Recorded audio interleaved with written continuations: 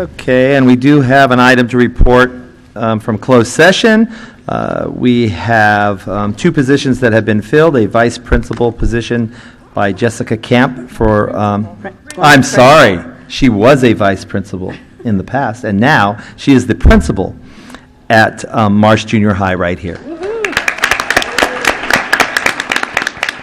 Stand up, Jessica. Okay. And then we also have a new principal position at Loma Vista, filled by Aaron Sobran.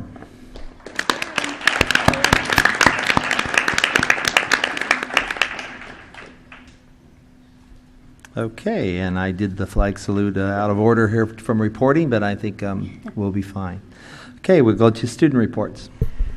Well, the board and community is in for quite a treat tonight. You not only get to hear from our fabulous Chapman drummers, but you also get to hear from our students that have competed and won at a state level in CTE. So we are going to start with our Chapman drummers, headed by teacher Kathy Nass.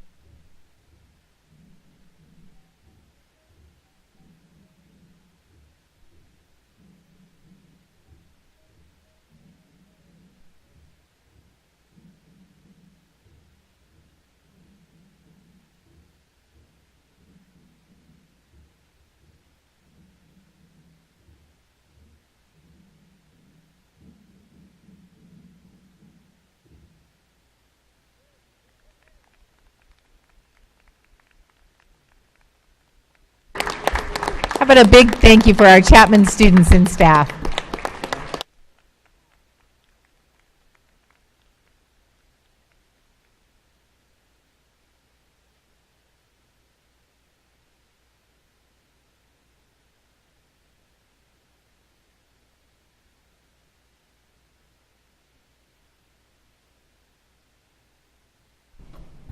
Thank you, Ms. Nass. Thank you, students. That was wonderful. Always look forward to this time of the year. Any performances coming up? September 8th, World Fest at Chico State Campus. September 8th. Mark your calendar. Okay, we are going to move right on into recognizing some of our CTE students. I have some staff members here that we'd also like to recognize and ask them to come on forward. Priscilla Burns, Paul Stevens, Gary Lustall, and Matt Joyner. Also unable to attend tonight, Mike Peck and Mike Bruggeman. So come on up. Tell us all about it. We also have some other CTE teachers that can join us at this time. I am so proud of the work that's been done in Career Tech Ed. And you all have a packet that represents a culmination of hard work this year.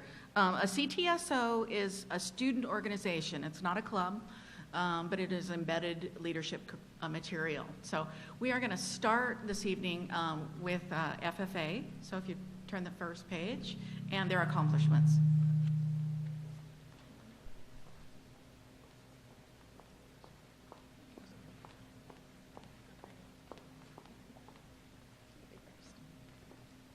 Hi, we're happy to be here. Once again, my name is Courtney Champlin, and I'm an ag science teacher here at Chico High School. And with me today, I have Miss Hannah Garrett, and she is also a teacher with us, and then Ronnie Cockrell. He's our shop teacher. With that said, I'm going to let the students take it away. Hopefully we keep it brief and stay on time.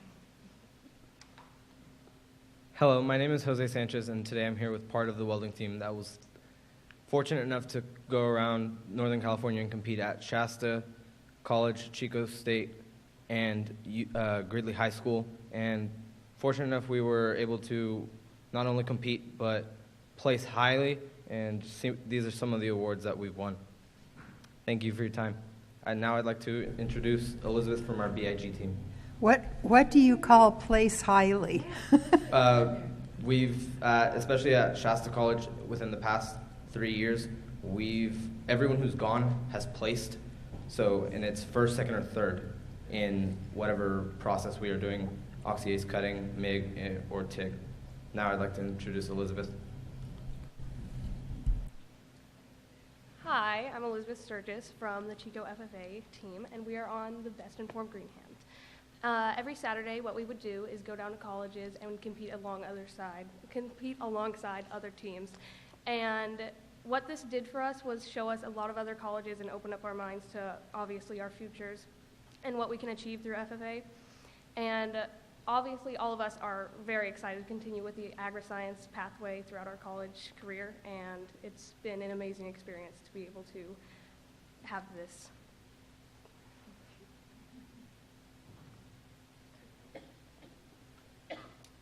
Hi, my name is Sophia Cardoza, and I'm a freshman. This year, I've gotten to compete at public speaking competitions, which was really helpful just to get better at speaking in class and everything. And I'm just thankful that I've had that opportunity, and I can't wait to keep doing more speaking competitions.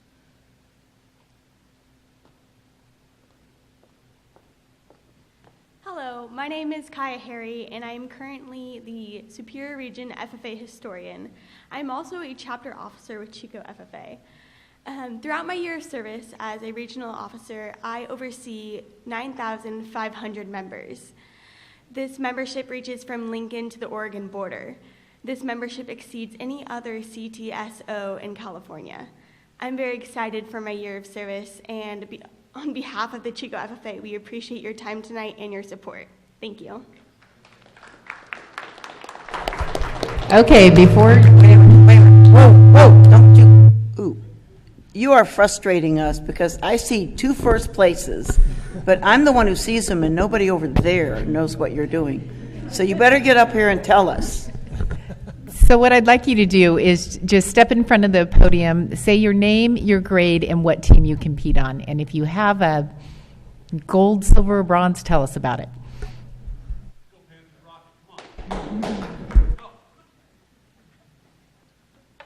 So my name's Chet Hervey. I took first place, actually tied for first place with one of our other members who could not make it on our team for oxyacetylene cutting at Shasta College. My name is Jose Sanchez, and I took first place in GTAW, which is aluminum welding, at Gridley High School. And my name is Ruben Flores, and I took first place 2016 and 2017 at Shasta College, and I got certified at Gridley High School for 3G vertical SFAW.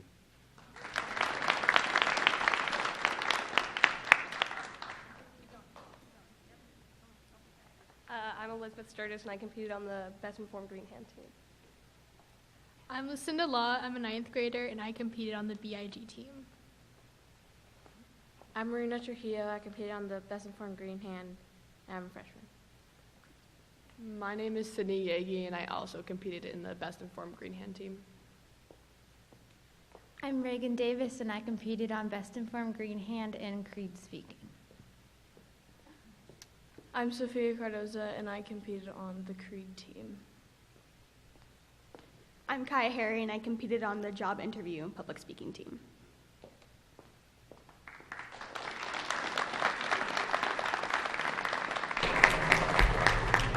Thank you, Chico High FFA. Nicely done. From Pleasant Valley High School, we have FCCLA, which is Family, Career, and Community Leaders of America. I'll start with Laura Deedle. Good evening.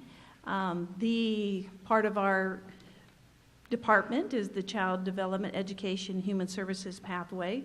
Students are privileged to work extensively with community mentors. To show their gratitude, students give back to the community through volunteering and service learning projects, which are listed in your packet.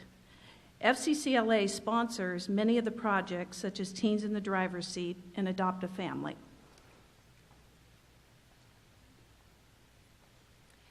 I'm Susan Sullins. I've been at PV 2 years. I mainly teach the freshman core classes, but this year I had the privilege to teach nutrition science, and we had 2 students compete in food innovations at region and state competition. And Jinting Liu is here on behalf of the competitors. His partner is not able to meet with us, but Jinting and his partner were both foreign exchange students learning English this year while competing, so we're really very proud of them.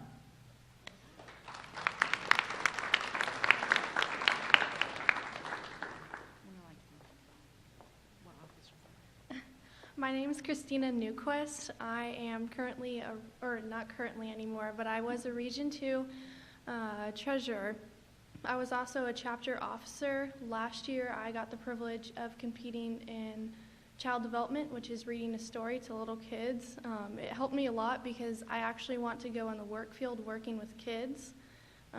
This club or organization has actually helped me a lot with public speaking, and I've been able to overcome it. So, yeah.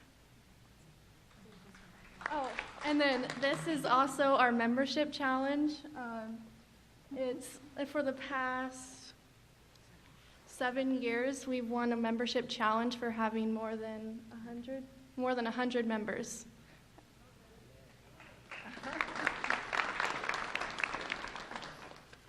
Hi, my name is Sienna Cicelli, and I would just want to say that FCCLA has provided me with leadership positions and opportunities. Just as a sophomore, I was the Regional 2 reporter, and this last year I was Region 2 president. Currently, I am chapter president next to Christina Newquist, who is also a chapter officer.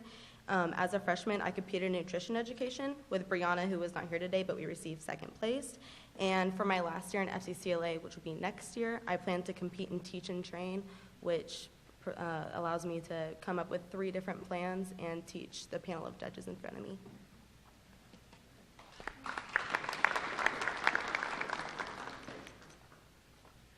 My name is Nick Cavender. I'm a freshman, and this is my first year of FCCLA. I'm a chapter officer, and I competed in a nutritional demonstration.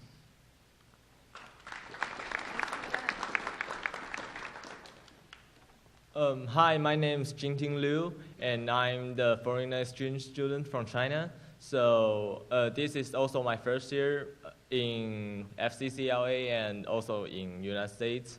So we compete the food innovation and won the third place.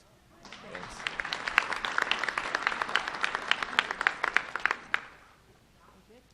Thank you. Good job, PV.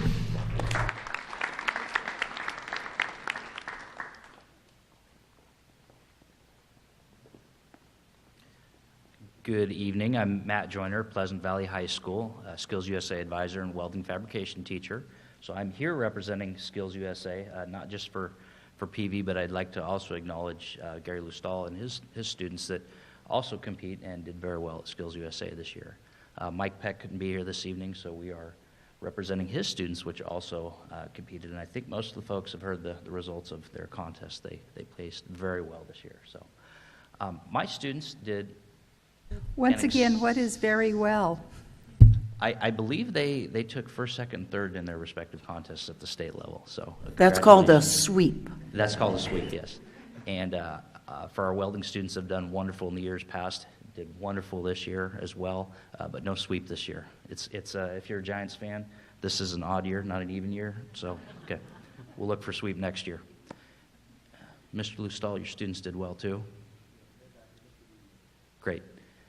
So I would like to, before I pass my students off to you, I would like to just excuse one of mine fairly early. Shelby's going to go second. You may notice she's not in complete official attire like the rest of the students. She literally dropped the football, as she is our Powder Puff quarterback, in the middle of practice to drive over here and is driving back very briefly to finish practice. So Shelby will be going quickly right after Brendan Martin, who's going to get it started for us. My name is Brendan Martin. I competed in TIG welding in regionals and skills state level. I won gold in regionals out of 3 people, and I placed 8th in state out of 18.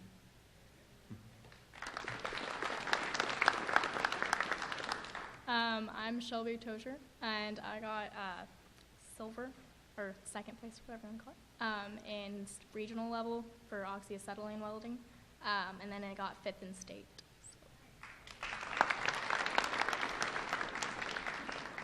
I'm Chaz Sawyer. I did not place in regionals or state, but I plan on trying again next year.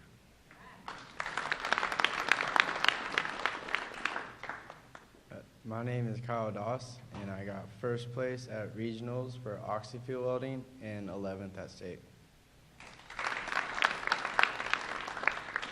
My name is Colby Herbert, and I did not place at regionals or state, but it was a great opportunity to practice my skills, and I hope to further this in my career. My name is Caleb Angel. I got 3rd in regionals, and I placed 6th in state for TIG welding. And I asked my students due to the timeline to keep it brief, because I know we were on a short timeline, but nobody told me I had to stay on a short timeline. So I'm going to brag about them a little bit more. We see these students, they do a wonderful job every year. What we don't see unless we're on the trip is the amount of work that goes into it for the students to pull off a trip like this to a state level competition. And what impresses me every year, especially this year, is for my students and many others, how well they conducted themselves professionally, on time, early to most of the things, of all things. Wonderful group of students to work with, and that's all part of that development of where they're growing from young adults into adults that are going to enter into our workforce. So very exciting to see that. I also want you to know these are very well-rounded students. They kept it short, but they're not telling you that 2 of them just left their jobs after high school at Thomas Welding to race over here for this. Chaz is employed as well. Brendan and Colby, Brendan and also Caleb, also works. These folks are very well-rounded in addition to Skills USA, in addition to obtaining the Butte College 2+2 articulation credit, which is an additional 180 hours of curriculum embedded in the courses. They're well-rounded folks, so we appreciate them, and they're doing a great job, and thank you guys for having them.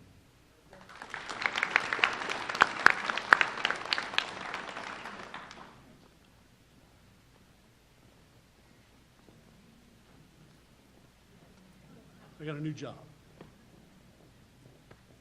So this is our Chico High School team. Very much what Matt said, and kudos to Mr. Lustal and Mike Bruggerman at Chico High School. So Mr. Shepard and I actually went down to this competition. We wanted to support our students, and it was phenomenal to watch 3,000 students being so creative, taking something from nothing. One of our group, I think over here, taught me how to play the piano in about 15 minutes with a computer. And I still I can't remember what he did, but in the moment I could play Mary Had a Little Lamb for that moment. So I'm going to hand this off to Ian and Brian here. They're going to tell you what they did. And we have 3 students at the very end here who are moving on, like some of Mike Peck's students, onto Louisville, Kentucky. So here we go. Mr. Bryant. Hi, I'm Ian Bryant. I competed in the digital cinema production competition at Skills USA. At the regional competition, we placed 4th, and we moved on to the state competition and placed 5th, but like a percentage of a percentage behind 4th and 3rd. And so yes, we got really, really close. We had to make a video. We had to make a whole movie based on 3 words in 32 hours and write, produce, film, edit the entire thing.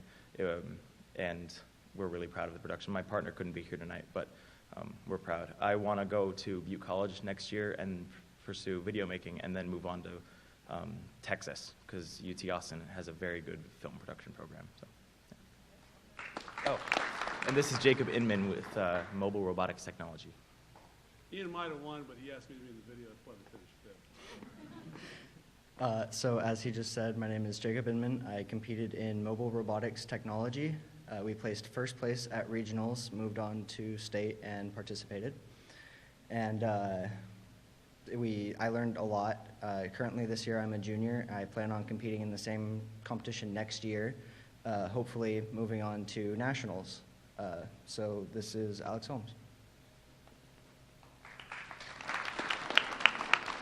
Hello, my name is Alex Holmes, and I participated in interactive video game development and scored 2nd in regionals and 3rd in states.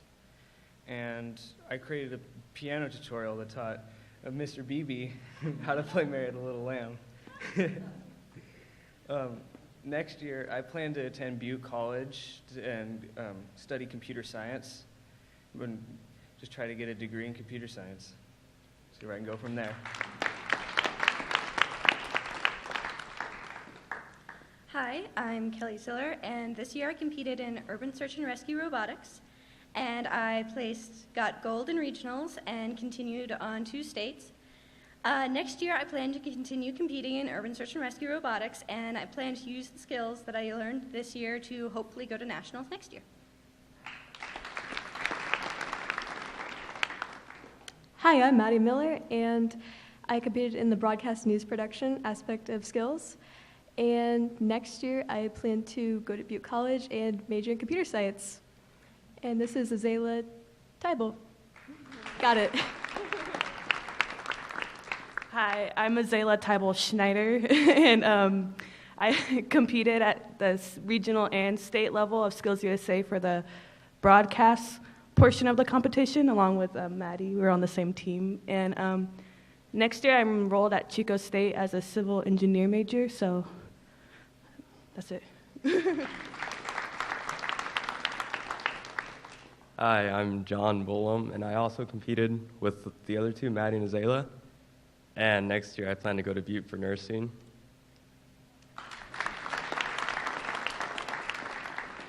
Hi, I'm Eric Williamson, and I competed in the broadcasting of the other team. We took 2 teams up there. Next year, I plan on going to Butte College and majoring in computer sciences.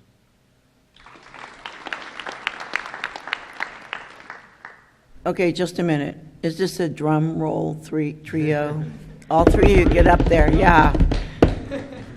These guys are perfect. Literally perfect. I'm Hallie Green. I'm Sonia Anthorn.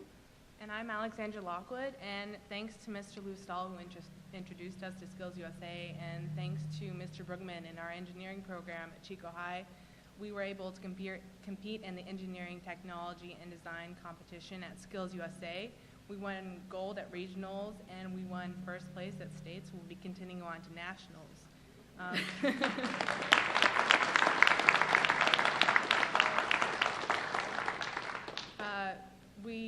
we worked really hard on our project. We created an entire line of kitchen products for it that were made of sustainable materials, were portable, compatible with mason jars, as you can see here from some of our models, and they were also BPA-free, microwave safe, and dishwasher safe.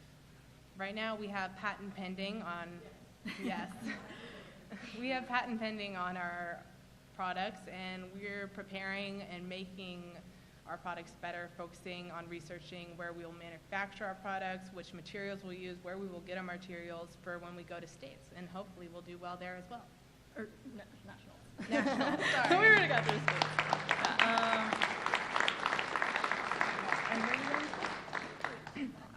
Next year, in the fall, I'll be going to school at University of Washington, Seattle as an aerospace engineering major. And next year I'll be attending UC Davis as a material science and engineering major with an environmental policy minor. I'm a junior in high school, so I will still be at Chico High next year for my senior year.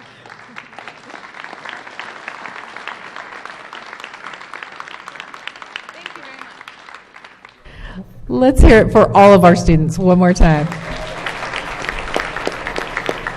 So tonight was all about recognizing our students. In the fall, we'll be hearing more about our CTE programs and more from our teachers. But tonight, we just wanted to share how well our kids are doing on a regional, state, and hopefully national level. So again, thank you to our CTE teachers for being here and all of the students.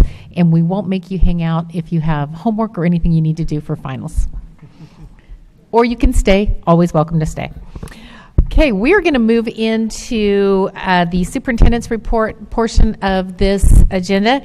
And I would like to invite Ms. Jen McCall to the podium to present our first of 3 classified superintendent award winners for tonight.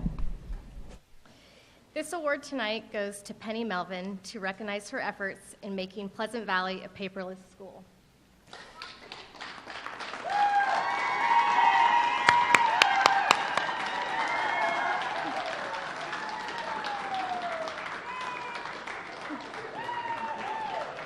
There's more, hang on. She has worked so hard coordinating efforts to get all of their student documents online. Parents can easily now sign all of their documents digitally with the click of a button. It's hassle-free. It's so beneficial for the families, for the students, and for the school. The cost savings to the district is tremendous. This semester, Pleasant Valley discontinued mailing report cards home. Parents can see their students' grade in real time through Parent Portal, making paper report cards old news. Starting last week, Pleasant Valley put all of their student-athlete documents online, and Chico High followed suit this week. What PV is doing is what the entire district will eventually be doing, which is a total game changer. Penny is innovative, self-motivated, and an all-out trailblazer. I can't say enough great things about what a total joy she is to work with. Please join me tonight in honoring Penny.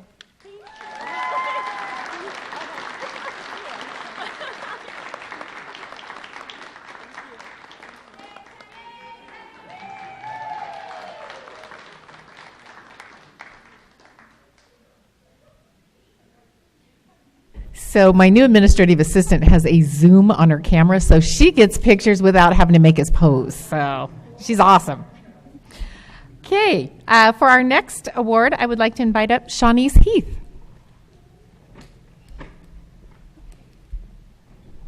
I want to say that I think Penny helped some of my staff, my office staff, with us going some more paperless as well at Marigold. So we heard that she was doing some of that, and they called her up, and she's been tutoring others at other sites and helping us out. I want to call out Polly Jones.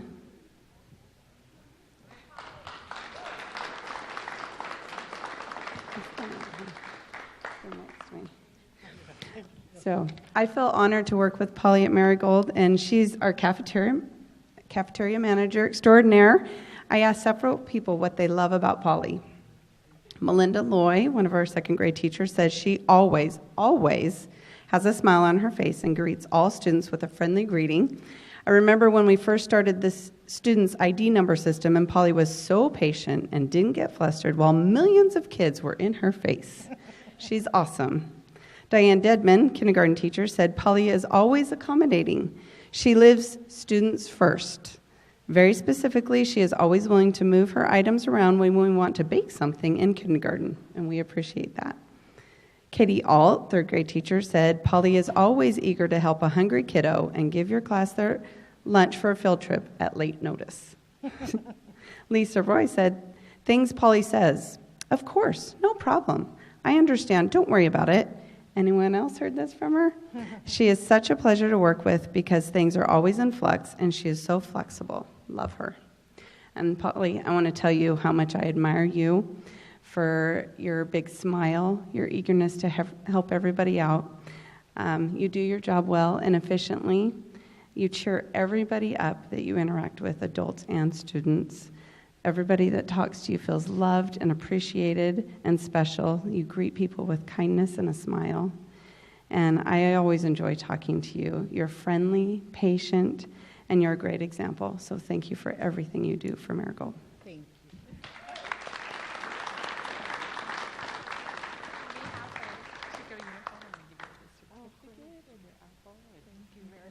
Thank you.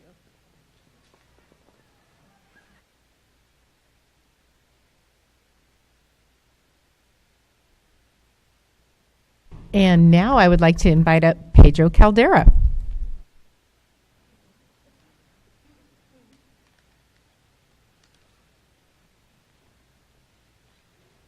Mrs. Slater, please don't kill me.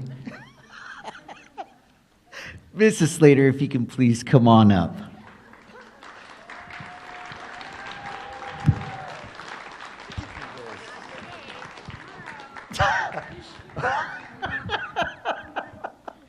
Okay, just so you guys know, she had no idea about this. Wrote a speech because today she was going to talk about interventions. But I do want to talk about her because I think it's important that we know who Mrs. Slater is and what she's done to help out Chico Jr. Approximately 11 years ago, I met Mrs. Slater when I was a green rookie assistant principal at Chico Jr., and she came up to me, and I'm like, okay, so who is this lady? Because she introduced herself and told me, hey, my name is Mrs. Slater, and I get things done. And to me, I was like thrown aback a little bit because I was like, well, okay, I guess you can like do everything and do my job and do everything else. And quite frankly, she could. And not only that, but she did.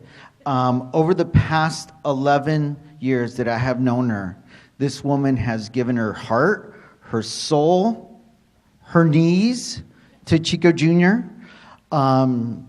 It's incredible the effect that she has had on our school. Just so you guys know, this is a true story. She had her total knee replacement, and her work ethic is so incredible, she was back at work within 2 weeks.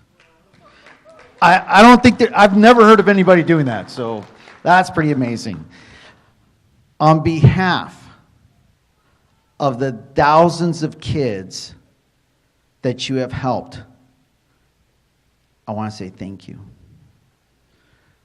On behalf of the hundreds of kids that you were a mother for, that you were a grandmother for, that you fed, that you clothed, that you loved, I want to say thank you. On behalf of all the staff that you cared for us, you took care of us, you did the stuff that no one else was willing to do, I want to say thank you. We love you, and we will miss you dearly. She is retiring this year. Fine.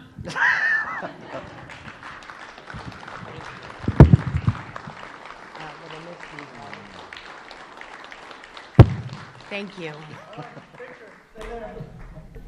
Okay, Pedro, you made people cry.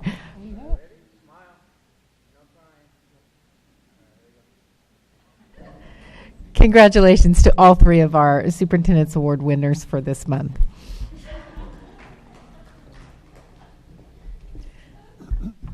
And I'm happy to say the surprise tradition continues. Thank you. That was great.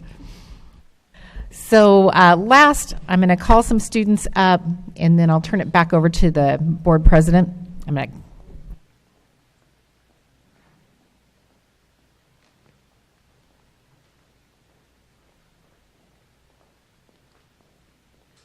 So a little over a year ago, we were no longer able to stay at City Council chambers, and that's where we had our board meetings and everything was televised. And so moving here, we knew it was going to be a challenge to make sure that the public was able to see our board meetings. And just the best of both worlds happened. One of our board members happens to teach a class that does web streaming, so thank you, Mr. Lustal, for volunteering, because I know this is a lot of extra work on your behalf. But he has a fabulous group of students that come every single month that video our meetings and web stream them. So we want to say thank you, and I'm going to ask you to come on up and get recognized. So we're going to start with Azalea Turbel-Schneider. Come on up.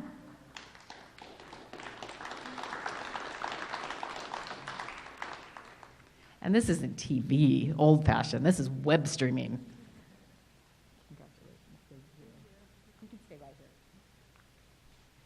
Eric Williamson.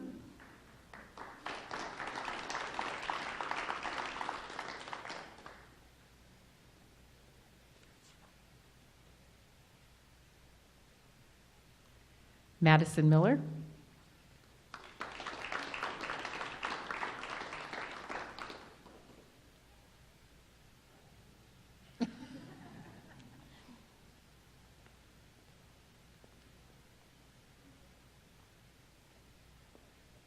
Jonathan Bolum.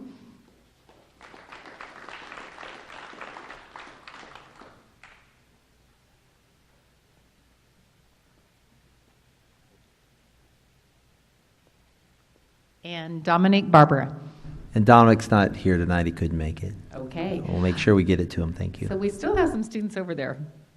They're skills students, just kind of, one of them is learning for next year, and the others just can't say goodbye. Okay, that works. It's just really special to be able to have students learning on the job, doing the job, presenting, and this is something in the past that we had to hire adults to do. I am so proud of you. Thank you so much for your dedication. And thank you, Mr. Lustal. Okay, thank you very much, and thank you, students. Okay, announcements is where we are right now. Do we have any announcements? Okay, seeing none, I will move right along. Items from the floor. These are items that are not on the agenda that somebody maybe wanted to bring up. You can make remarks to us. We can't necessarily respond, but if you have any items from the floor, now is the time.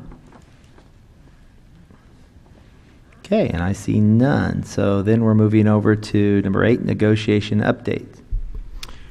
With regards to CSEA, we have concluded negotiations for the year, so I have nothing to report there. With CUTA, we're wrapping up the year. We're currently talking about salary compression and wages and benefits. So hopefully we'll have some news before the end of the year, and we'll report back then. Thanks.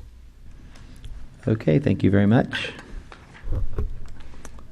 And now we will move on to our consent calendar.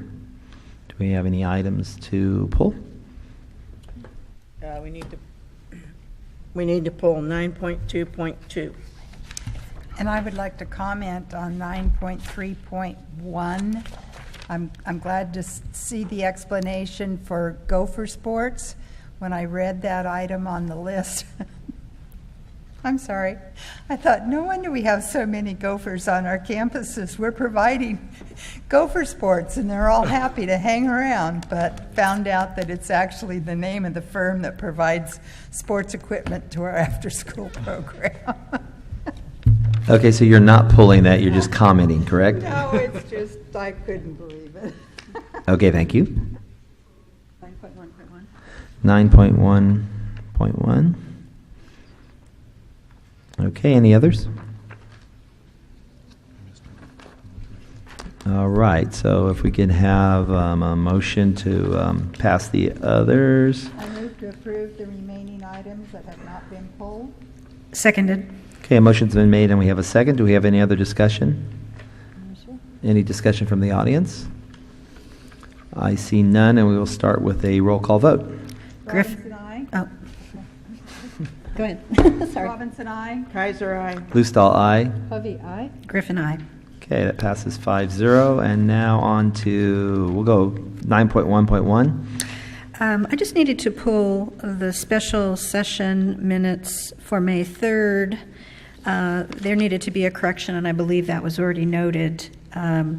We had decided to limit our meeting hours to 4 hours, and then that meant that we would be done by 10 o'clock unless we agreed amongst ourselves and voted to extend that, and then that wasn't reflected initially in the minutes we were given. So I understand a change is being made, so I just wanted to bring that forward to the rest of the board so you knew that was being corrected.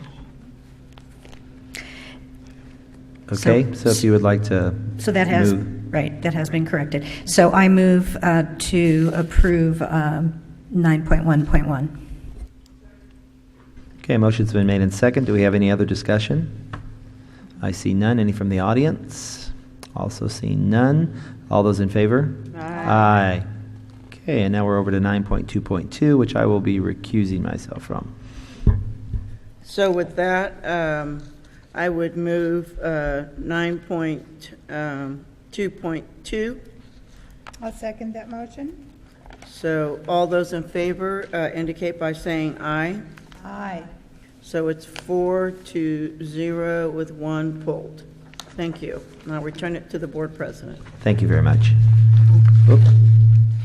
You're on, Kathy. Oh, sorry.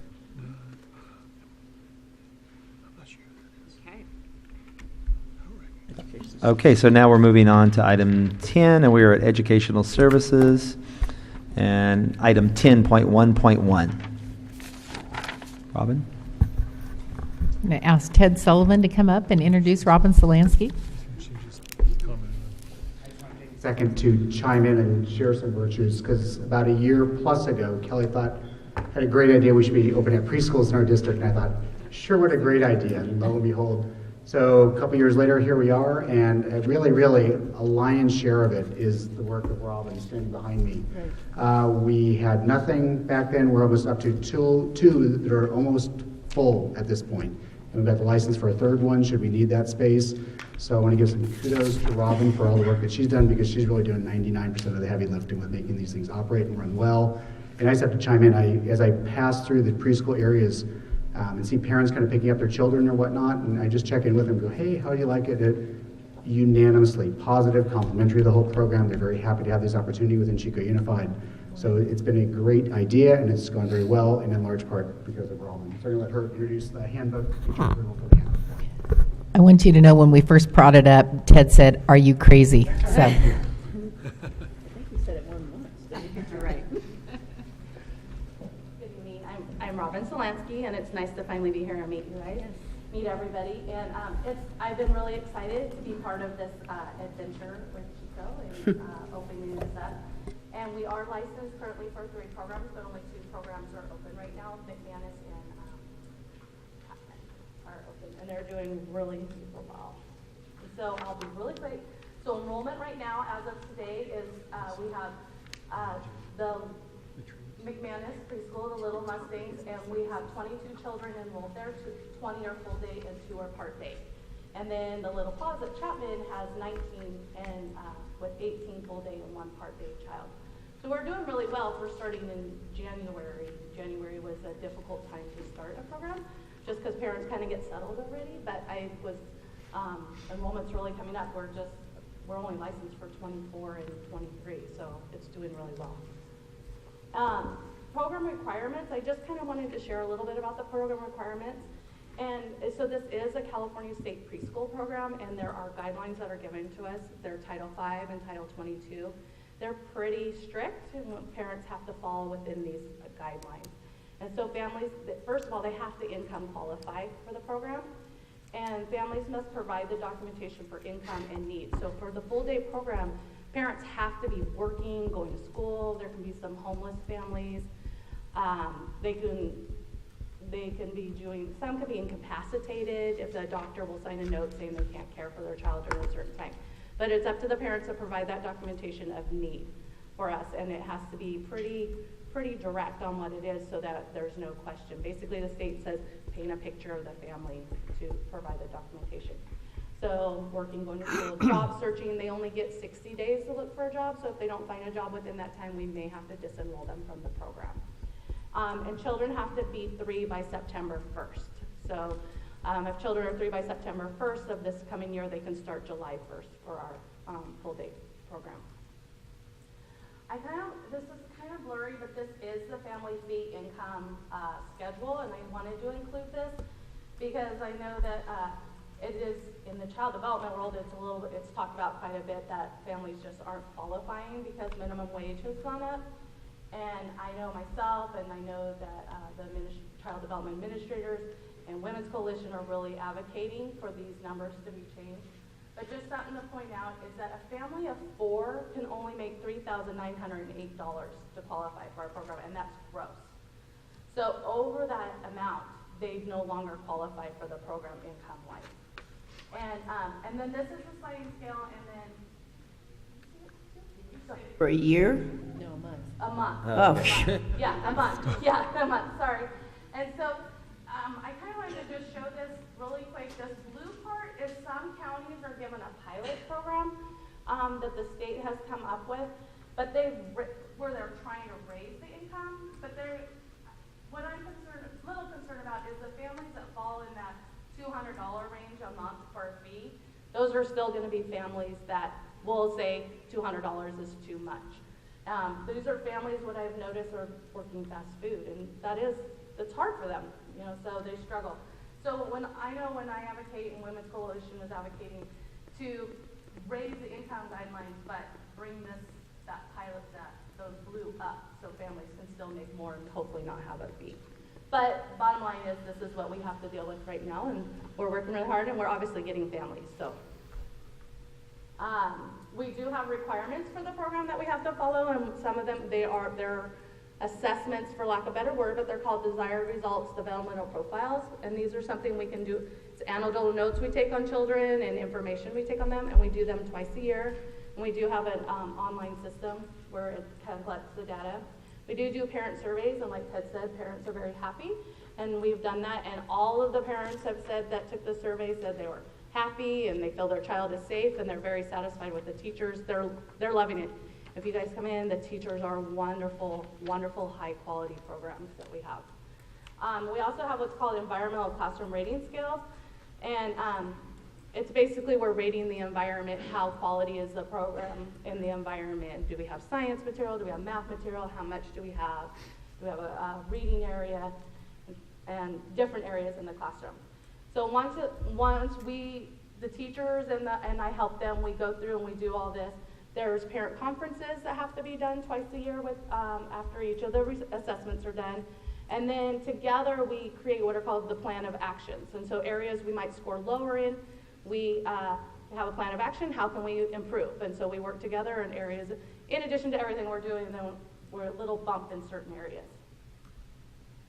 Staff qualifications, the site supervisors, California puts out permit levels, and they all have to have the head teacher has to have a site supervisor permit or higher. So, and then associate teachers have to have a minimum of 12 early childhood education units. All of them have more. So the staff is so qualified. Those families I feel they're very fortunate. Every year we have to do a program self-evaluation. It's completed once a year. There are 18 areas that the state requires us to comment on. And these range from parent involvement to the assessments.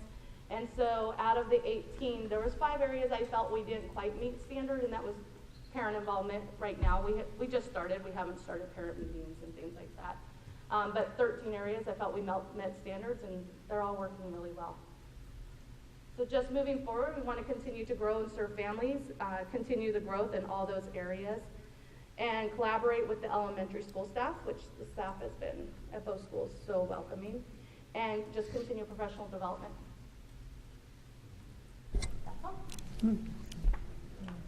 Questions? Yeah. I have questions. Robin, we have a question. We'll start with you. Okay. So I'm glad you mentioned about part-time, because in the handbook I read, it made it sound like the kids have to go all day. So if a child was getting special services at a different school, like speech, could they then go half a day at the preschool? Families could, we would like to give basically priority to full day children, serve those families Like this year, we have taken some part-day slots because we didn't fill the full day. So there is opportunity for full day. Those are mostly though for families that maybe the one parent's not working and maybe stay-home parent, so they don't have a need to be there all day. But there is speech services. I know the speech therapists have contacted us, so even if they're full-day students, they can receive the speech services there. Hi, Robin. Robin and I worked very closely in the past. I have a couple questions. One of the concerns is what you just mentioned about the parent involvement piece. And I thought I remembered, like at TLC, you had a parent involvement piece where they would come to meetings where you would discuss parenting skills or have certain things. So is that something that is being developed right now? That's just the other step we have taken yet, but it's definitely in the plan. I've been talking to staff that we really need to beef that area up. But we're using Class Dojo right now, and I do send home some resources to families on, it's something they sign up for that's just for the classroom, and so I'll send home community resources and share if there's the parent cafe or like Shriners will be here this week. So I send that information out to parents. So we're getting information out. We just haven't had that sit down information meeting for parents where we want to share about parenting skills. Or, Well, because I know even with Head Start, that is a required component, and so it's not required with the state preschools in the same way. It's not in the same way. It is required that we have parent meetings and parent information, but they're not set up. They're not rigid like every month you have to have one. It's more the program if that's the way we set it up. And I do know that is what we're talking about is setting up that. It's just that right now our programs are new, and I wanted them, the teachers, the staff, to get in there and really get comfortable in the classroom and get to know the kids before we gave them one more. Yeah. But it is definitely something we're working on to get the parents in the classroom and share ages and stages information, parenting skills. Right.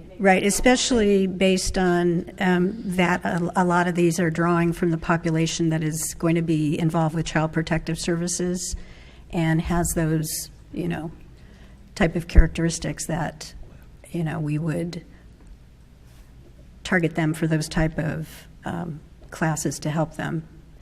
So that's good. I'm glad to hear that. So will the next school be Citrus? The next one is Citrus. Citrus is fully licensed, and when I contact families, if they're interested in Citrus, we're taking a list and just let them know we're opening up in August. That's terrific. And so your teachers will be able to participate in the continuing education that the school district has as well. Is that what I understood too? Professional development. Anything that they can be part of that if the opportunity arises. The teachers can be part of that, part for collaboration, but also that professional development. And the information like the DRDPs are going to be able to be shared with the kindergarten teachers, so there will be some sort of bridging.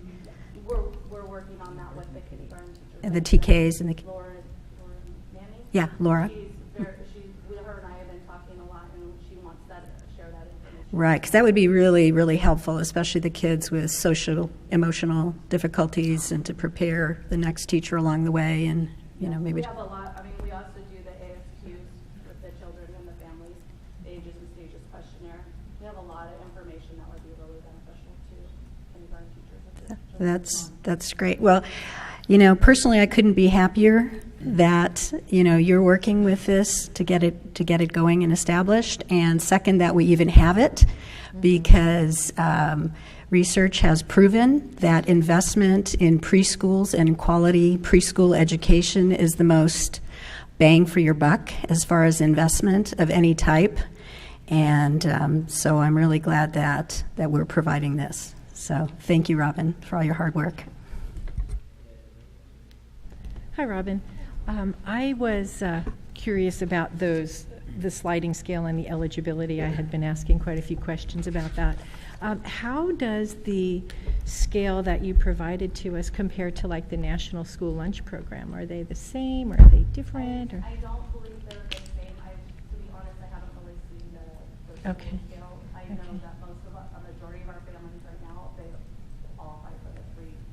Right. Not even previous to the all. Okay. I would say probably 85 to 90% of our students are qualified for those. Great. And so is there like a direct certification they can automatically be qualified for the program if, say, they receive food stamps or some other public assistance? Well, they would qualify for our program if they're receiving those services. It's a matter of whether they would qualify for full day or part day. I see. Families really have to I stay see. with that there needs to be a need, that all children should be able to go to part day at least and receive that educational piece. But for full day services, they need to be working. I understand.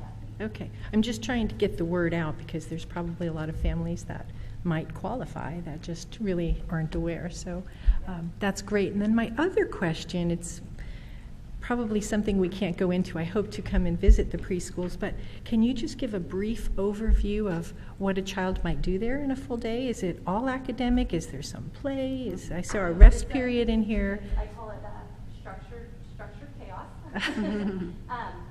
The children arrive, they are given a breakfast, a lunch, a supper, and a snack. They're there all day. But we have the curriculum that we follow, it's a scholastic big day. And Okay. so like today I was in there listening to teachers that give out words of different construction. They're increasing their vocabulary, their story time, their circle time, really working on social emotional. Great.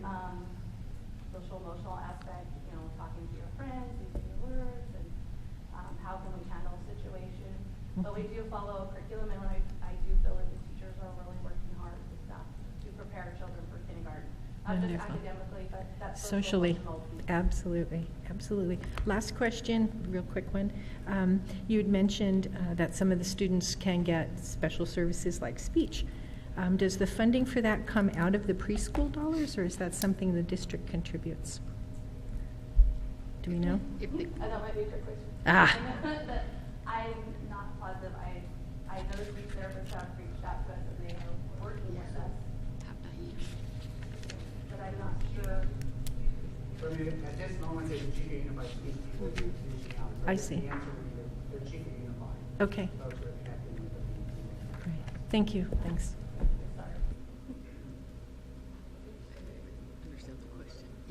Okay, so it looks like our action on this is to approve the handbook, staff development plan, parent involvement plan, and program objectives. Is that correct? Okay, I move that we pass item 10.1.1. Second. Okay, we have a motion and a second. Do we have any other discussion? Seeing none. Any from the audience? Also seeing none. I'll call for the question. All those in favor? Aye. Aye. Aye. We don't need to roll call. Oh, because the last one was recused. Let's do it just for in case. We'll start on the left end. Griffin, aye. Hovey, aye. Lustall, aye. Kaiser, aye. Robinson, aye. Okay, passes 5-0. We now move to 10.1.2. Thank you, Robin. Thank you. Joanne. Good evening. This is an extension of the board workshop regarding innovative scheduling, and you asked, yes, you asked to have a follow-up plan. Dave McKay, Mark Beebe, John Shepard, and Jay are here to give you their plan.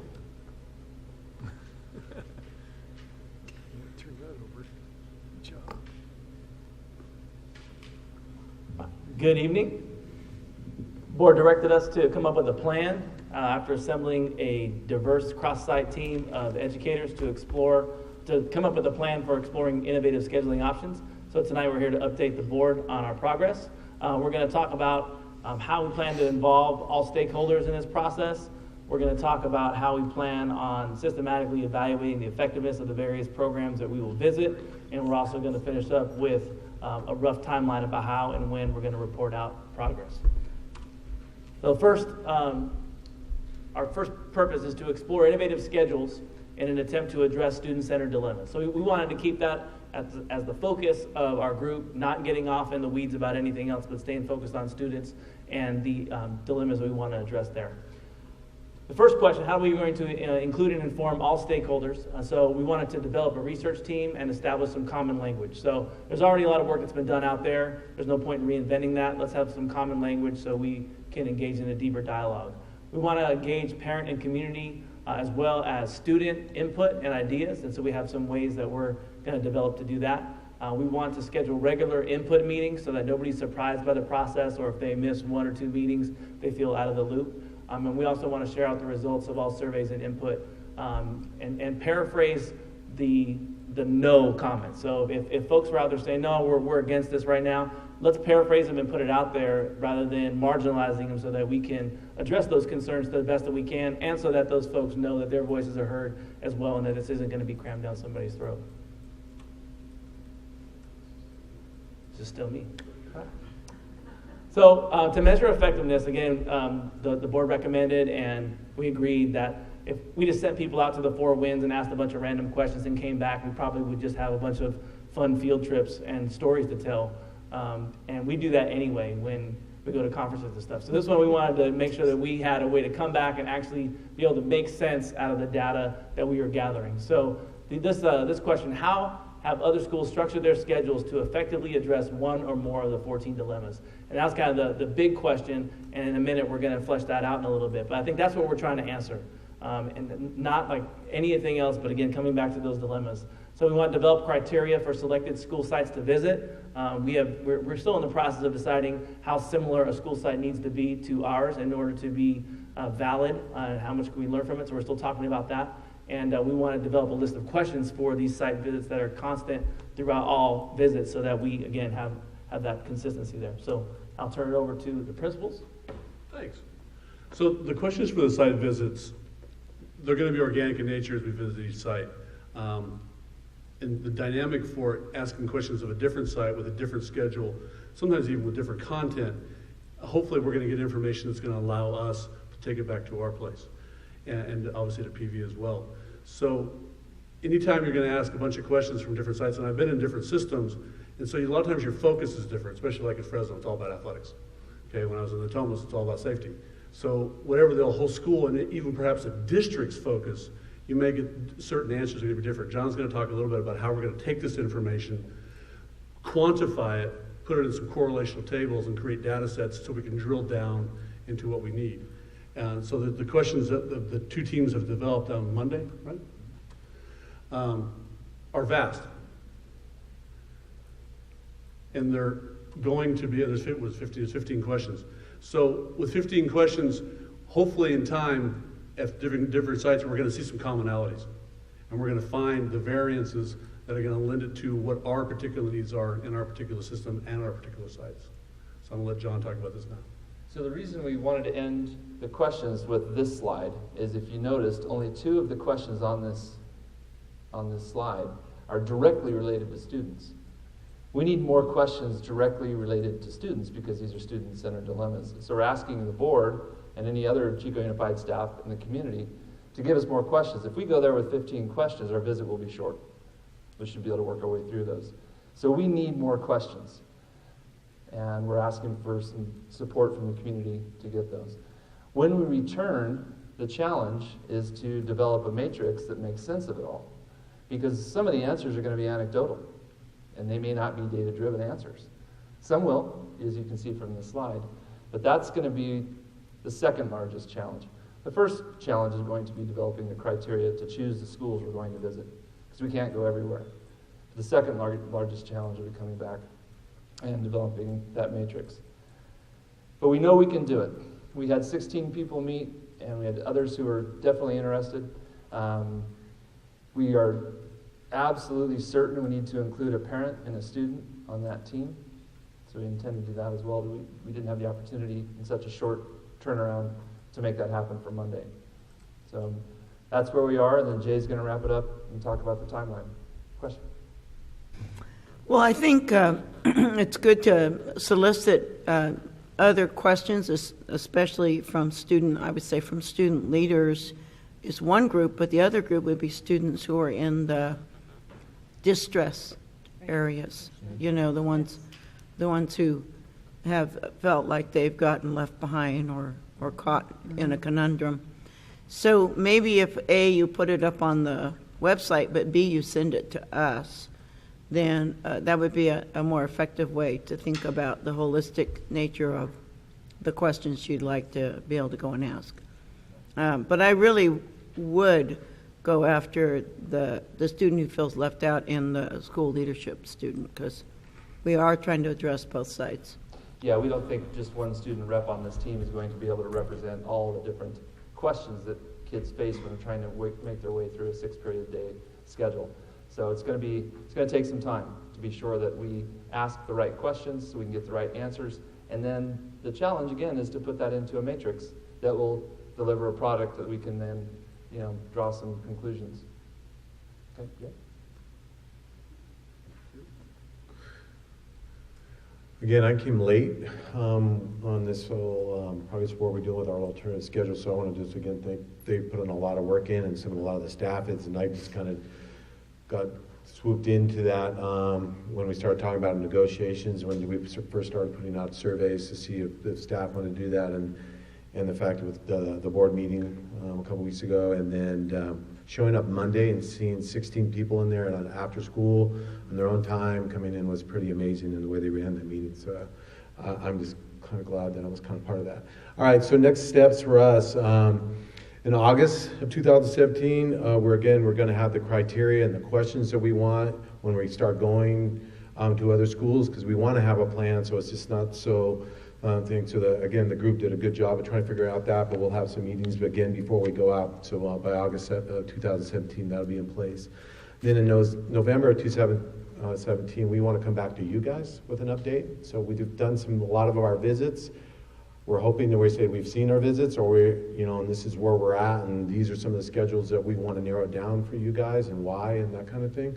By February 2018, we want to provide opportunities for community input about this. So if they have concerns where we're at, why we go into the block schedule, so we want to bring something back to them. And then March of 2018, provide recommendations to the board of where we're going. Again, I think in November of 2017, I would like to see how we're at with that update first, because we're just diving in, and it's been a while since we've looked at these different types of schedules, and so we're hoping. And then we're actually hoping by the 2019-20 that we're ready to go. So we want to have, if we do, we have that 18-19 year to get professional development, work with the community, teachers, students, and where we're at, and that kind of stuff. So we're going to keep our fingers crossed, but the last 2 dates might change in November, but we're hoping not to. Okay. Yes, thank you, Jay. You had a Freudian slip that we cautioned all of us. You mentioned block schedule, and just to make it very, very clear, we have it just, yeah. No, it's alternative schedule. Alternative schedule.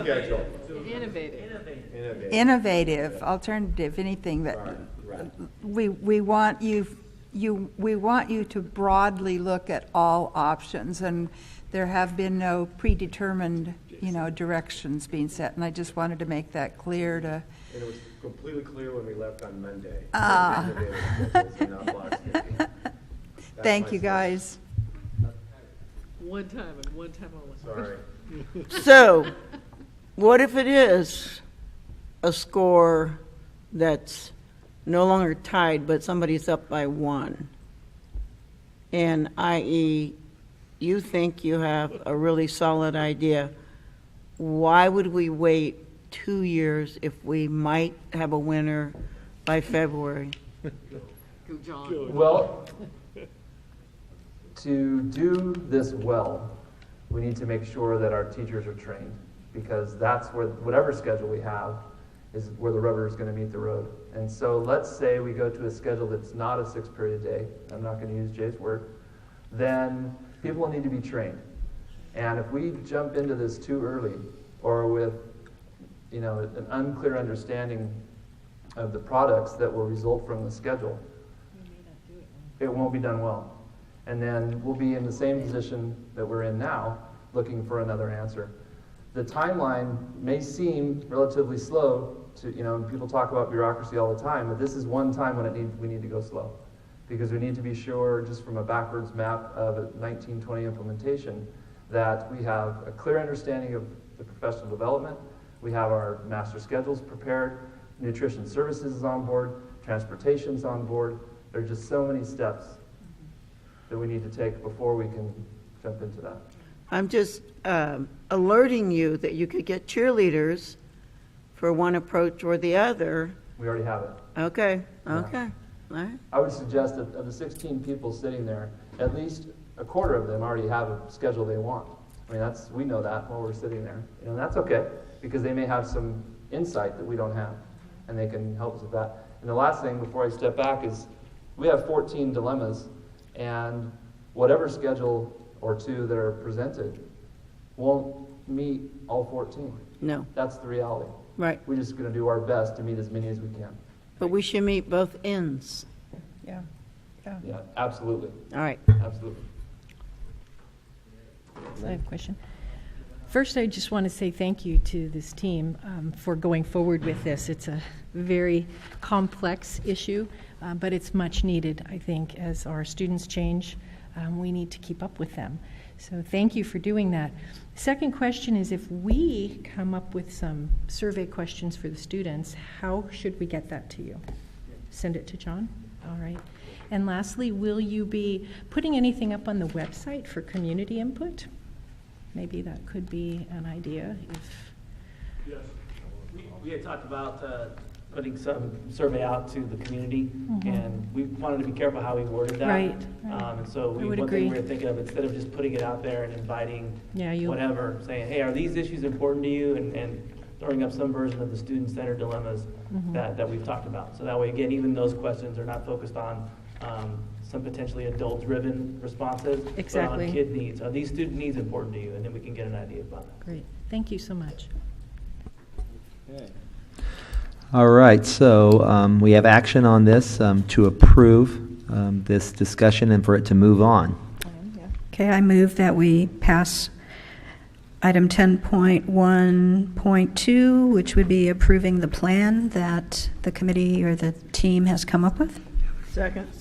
Okay, we have a motion and a second. Do we have any other discussion? I'm just making note that there is an expenditure authorization in this motion. Yes. Yeah. Correct. Okay, any other discussion? Okay, any discussion from the audience? Seeing none. All those in favor? Aye. Passes 5-0. Okay, Julie. At one point, we were going to rearrange the 10.2 items. Is that still the case? Correct. We are yes, correct. We're going to be going to 10.2.3. Okay, that's what I thought. So we will move to 10.2.3.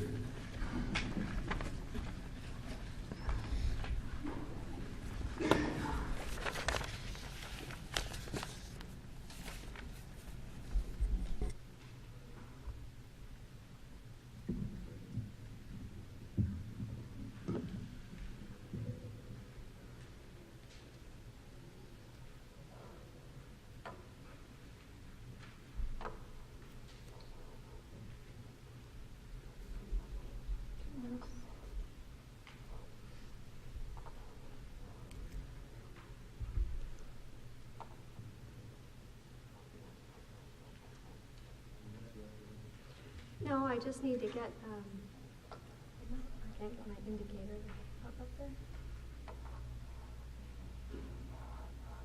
Oh, there we go. No, over there.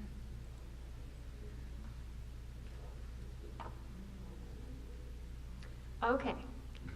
Good evening, and thank you for the opportunity to speak with you tonight. In the November 2016 election, Butte County voters passed Measure K. The language of the bond measure specifically states that the Chico Unified School District will implement the district's facilities master plan approved by this Board of Education in 2014 and updated and approved again in 2016. The district promised voters to direct the Measure K funds primarily toward elementary school improvements, given that Measure A tackled our high schools, Measure E tackled our junior high schools, and our elementary schools are very needy, and we all know that. Given that the district decided to expand and modernize existing elementary schools to house students in growing enrollment areas, the following schools were placed in the next phase of implementation. They are Loma Vista, Marigold, Neil Dow, and Shasta. Stadium improvements at both comprehensive high schools are also included in the next phase of projects. The elementary school projects will result in very impactful expansions and improvements at each of the sites. Careful consideration has been given to existing trees during the development of the designs for these elementary school sites. Campus expansions of this magnitude cannot help but impact existing landscape trees. Where trees are removed for construction of new buildings, sidewalks and pathways, underground foundations, and utilities, we will be replacing each tree with an additional new tree. On past projects, we have shown our willingness to do so. I've got an example on the screen there. At Marsh, where we're at right now, we planted 35 new trees as a part of this project. Chico Junior High new science building, we planted 4 new trees, and as you know, we did have to remove 1 tree from the site, 2 trees from the site, excuse me. The Marsh Junior High new science building, we planted 11 new trees. Chico High Lincoln Center, we planted 17 new trees. And the Pleasant Valley High School new classroom building, Yale building, we planted 45 new trees. Tonight we will discuss the replacement and removal of the existing landscape trees for the projects at Neil Dow. 9 trees will be impacted.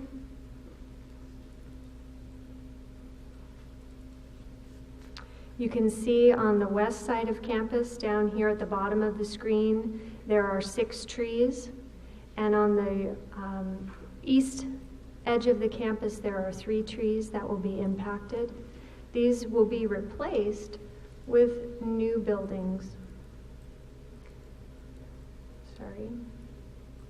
Shown here, the multi-purpose building that's going to be added to the Neil Dow site will be on that western sidewalk area, and a new classroom building housing 6 new classrooms and collaboration space and student restrooms will impact those 3 trees on the eastern side.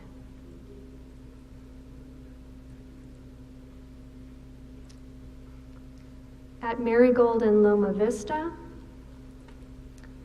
it's a very large site. The site accommodates both campuses. 41 trees on that site will be impacted by construction. I forwarded to you the topographic map that indicates the locations of each of the trees, but it's very difficult to look at in a small format or on the computer screen. So I wanted to show you what it looks like now. So I got a Google map for you, so you can get an idea of the existing trees that are on the Marigold site and the Loma Vista site. We'll start with Marigold. Marigold has a lot of portable classroom buildings on the site. It probably has more than missed any site except maybe McManus.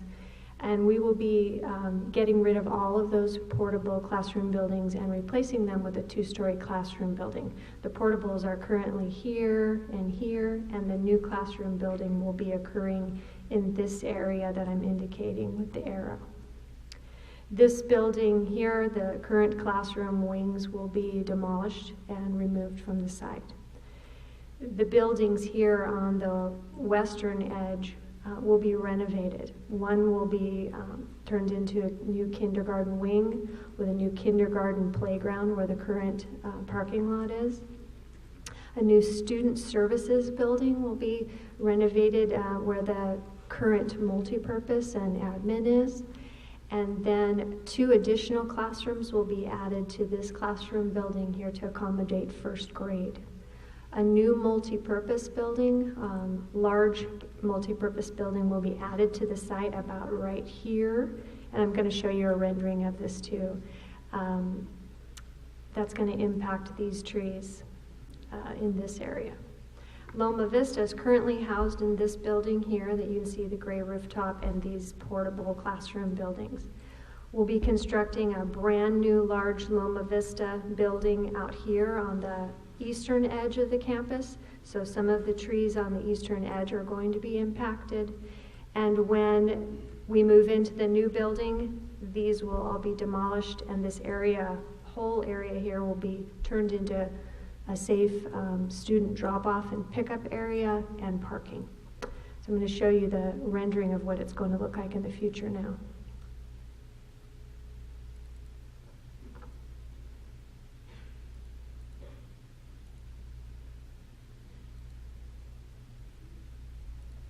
Okay, so you can see the Marigold campus, the new kindergarten wing, the new student services building, the new kindergarten playground, the expansion of this building, adding the 2 new classrooms on either side, and the 2-story classroom building that will be new construction. And the center of the campus, where the existing classroom wings are, will be a new center of the school quad. So outdoor education opportunities and playground opportunities.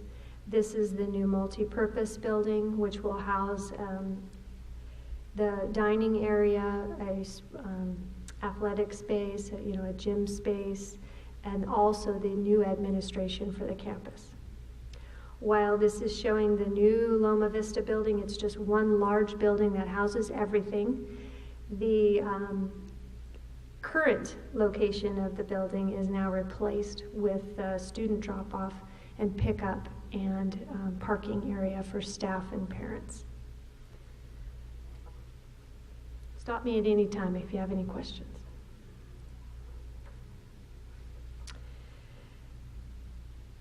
Shasta Elementary School is next.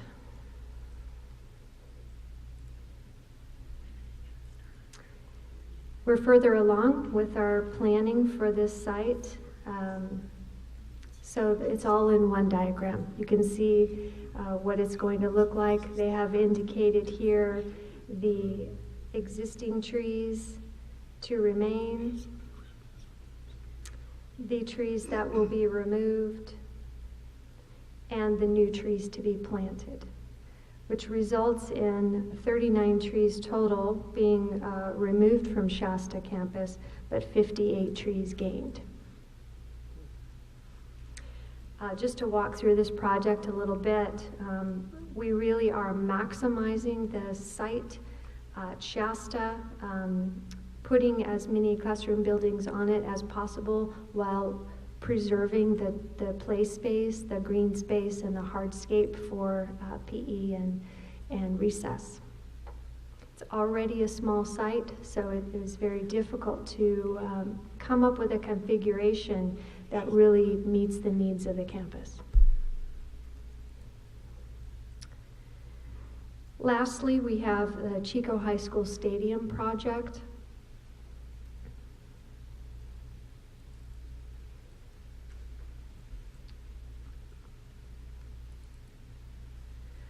Again, a Google map showing you from the top down the trees that we're looking at. This is an old photo of the old track and field, but it's in the same location, so you can get a good picture of what's going on here. The bleachers will run from end zone to end zone along the grassy area here between Warner and the track. It's a very small amount of space to pack in those bleachers, but we're doing the best that we can to maximize that space. The bleachers will have footings that are caisson dug concrete pile footings that will impact the root structure for the trees that you see here all along Warner. As you can see, these trees are heavily pruned. There's a power line that runs right through the middle of them. So they're kind of shaped like V's now. There are 12 trees in all that we are going to remove. 9 of them are directly impacted by the bleachers. 3 of them are impacted by the electrical trenching and the electrical room that's going to be installed at the front of the stadium. We had a letter from the landscape architect that indicates that those trees in this area right here have been severely pruned, aren't in the best of condition. It is not necessary that we remove them for any safety reasons at this time, but when we look at what the architect wants to do,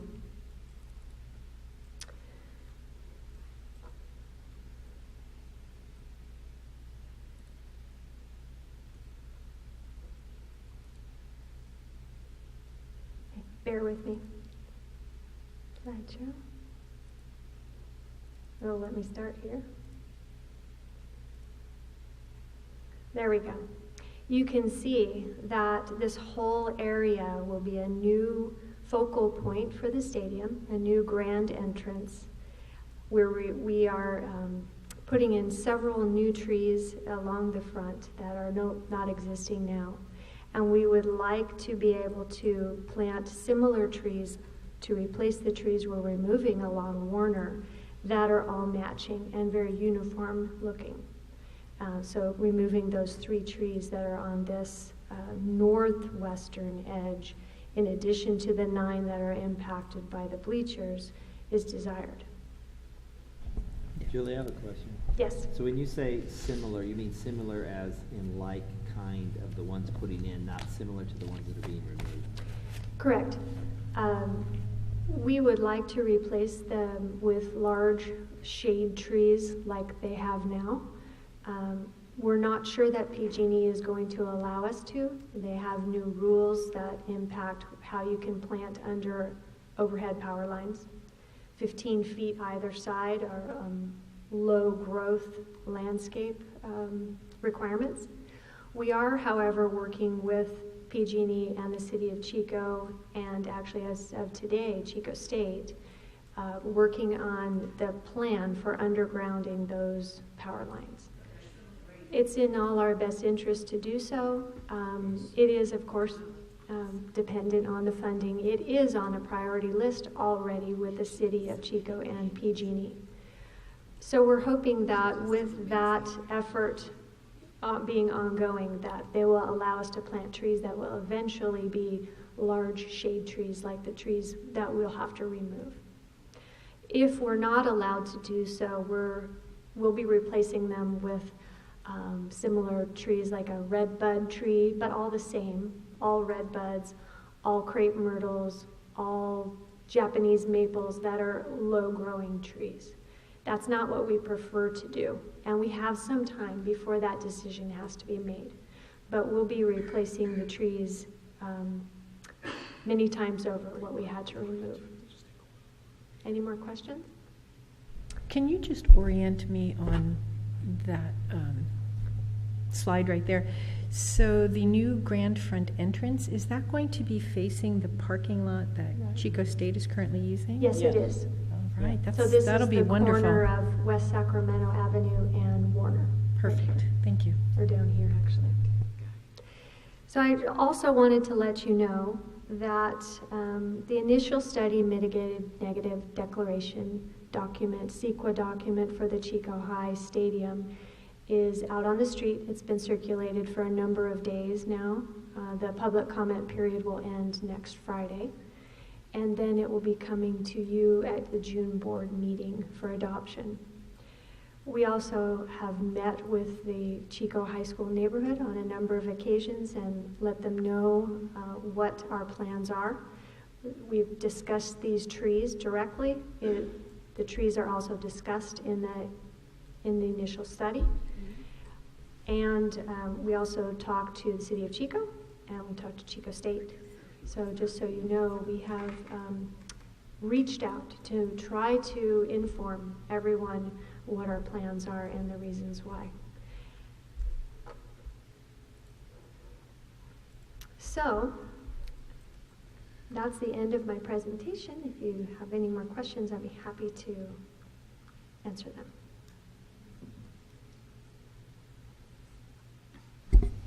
I see no questions at this point. So what action would you like from us this evening? We're requesting you direct staff to proceed with the removal of existing trees as needed during construction for the projects presented tonight. I am happy to make that motion with the guarantee that you will replant at least one tree for each removed. And so I'll make that motion. I'll second. Okay, so we have a motion and a second and a large hum. So do we have any other discussion? Julie, just thank you for, bringing together the resources to be able to give us and the neighborhoods of these facilities a picture of what we're doing and why and how it will end up. That makes a big difference in our community support for what we're doing. Okay, do we have any comments from the audience? Come on forward, list your name, and you have a total of 3 minutes, and Mr. Hanlon is the timer. Hello, my name's Ken Fleming. I live at 260 East Sacramento Avenue near the high school. I'm here to speak specifically to this last issue of the trees along Warner. Those old camper trees are magnificent trees. Save Chico Trees has had 3 arborists look at them, and they agree that they are very healthy and in good condition despite the haircut they got from PG&E. Trees of that nature, they're hard to place value on, but being a good U.S. capitalistic society, we have. The USDA says trees like that in urban areas are worth approximately $4,400 a piece. I thought it was 13 that were going to go. I'm pleased to hear that it's only 12 that are being discussed. Even so, it's over $50,000 worth of infrastructure that is important not only to the neighborhood, but to the community as a whole. What we have seen over and over again in parking lots throughout Chico is trees that get planted and then never get big enough to make, to actually accomplish the task that they were put in there for, which is to provide shade, cooling, and other positive impacts.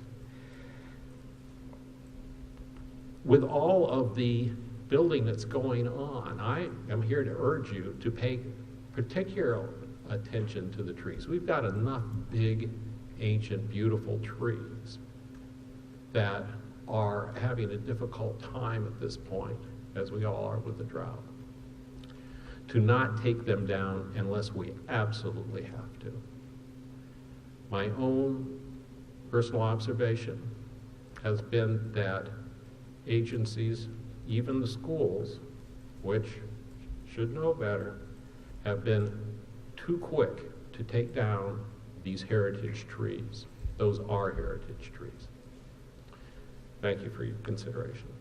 Thank you. Any others from the audience? Okay, I see none. So we have a motion and a second, I believe. Did you have something else, Julie? No. May I just acknowledge that I absolutely agree with heritage trees. I lost quite a bit of sleep over this decision, but I do really feel we've worked long and hard to improve the stadium at Chico High. But I feel the pain of taking those trees out. But I think our students and our community really needs to move towards improving that stadium. And we have looked at other alternatives, and I don't think we've found one where we can put those bleachers in any other place. So just wanted to make that comment.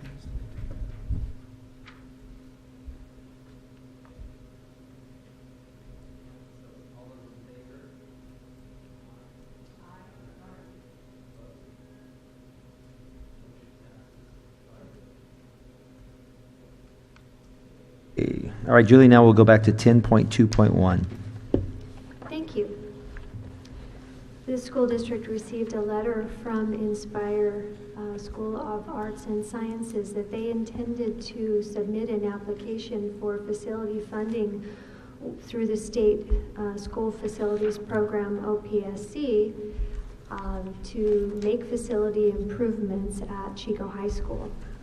In that letter, they requested that the district establish our eligibility for new construction, which we do on an annual basis anyway, and to also identify unhoused pupils at the 9 through 12 grade level in order to see if we could provide some pupil grants toward their Prop 51 application. So the district has performed that establishment of eligibility, and we have found that we do not have any unhoused pupils, grades 9 through 12, that we could contribute to Inspire's application.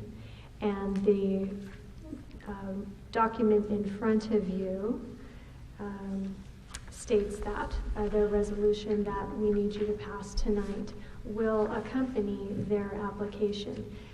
One of you asked me the question, does this mean that Inspire cannot apply?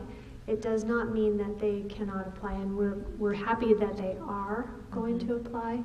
It just means that they won't be eligible for some points of their application because we don't have that eligibility. We don't have it for us, and we don't have it to give either.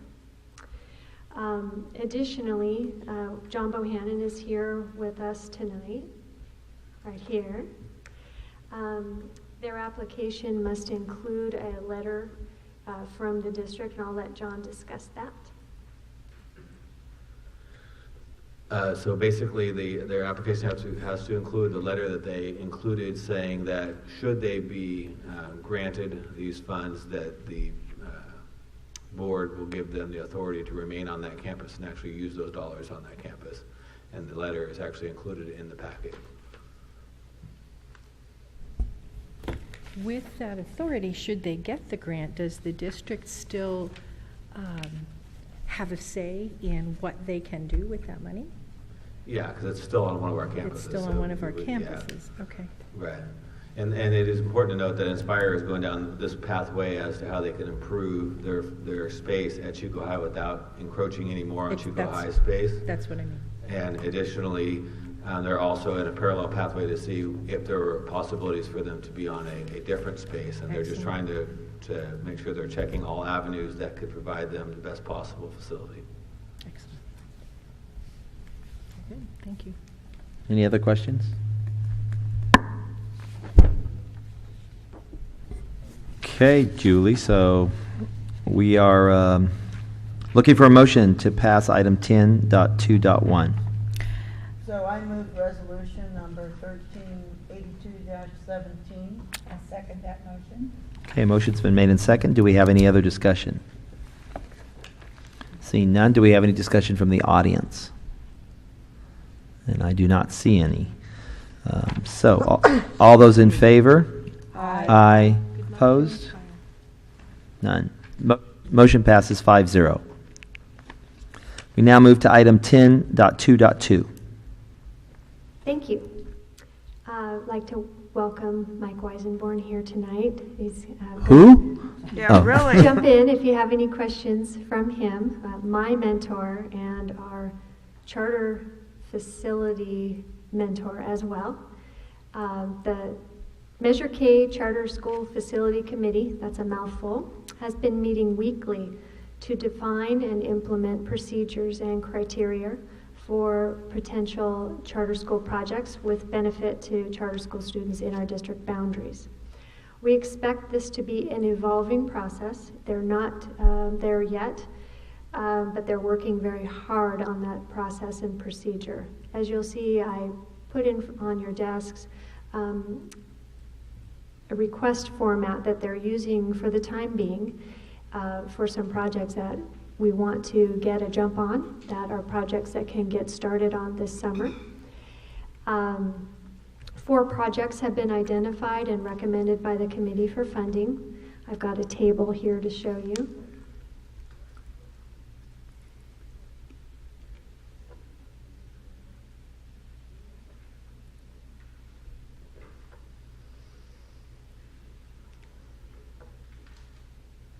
I'll go full screen. There's 4. Well, let's walk through them, and I hope I haven't missed something for you. The first one is Nord Country School. Thank you. Please, can you blow it up? They've determined a need to replace their old simplex fire alarm system and to expand their silent night fire alarm system campus-wide. As you know, Nord Country School has added a new middle school classroom wing to the campus, and it has a new upgraded fire alarm system. The project will require the services of a qualified design professional and submittal to the Division of the State Architect for approval and review. The estimated construction cost for this work is $30,000, and additional expenses will be needed for the design. Currently, they're requesting an allocation from our Board of Education of Measure K dollars for $30,000 to fund that project. Proceed with these, like individually vote on each one? We can do that if you prefer. Hadn't really thought it through. Well, it would seem, I mean, first of all, this is a critical safety thing and fairly simple. So it would seem that it would be better that each charter school knew, you know, if there were something that was going to be seen differently, then that would be one thing. But for these, it seems like I think we should just vote individually. Okay.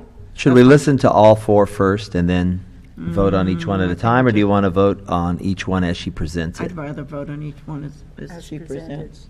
Any other? That's fine. Okay, that's fine with me too. I have a quick question, sir. Go, quick question. Julie, the 30,000 is for just the planning or for planning and installation?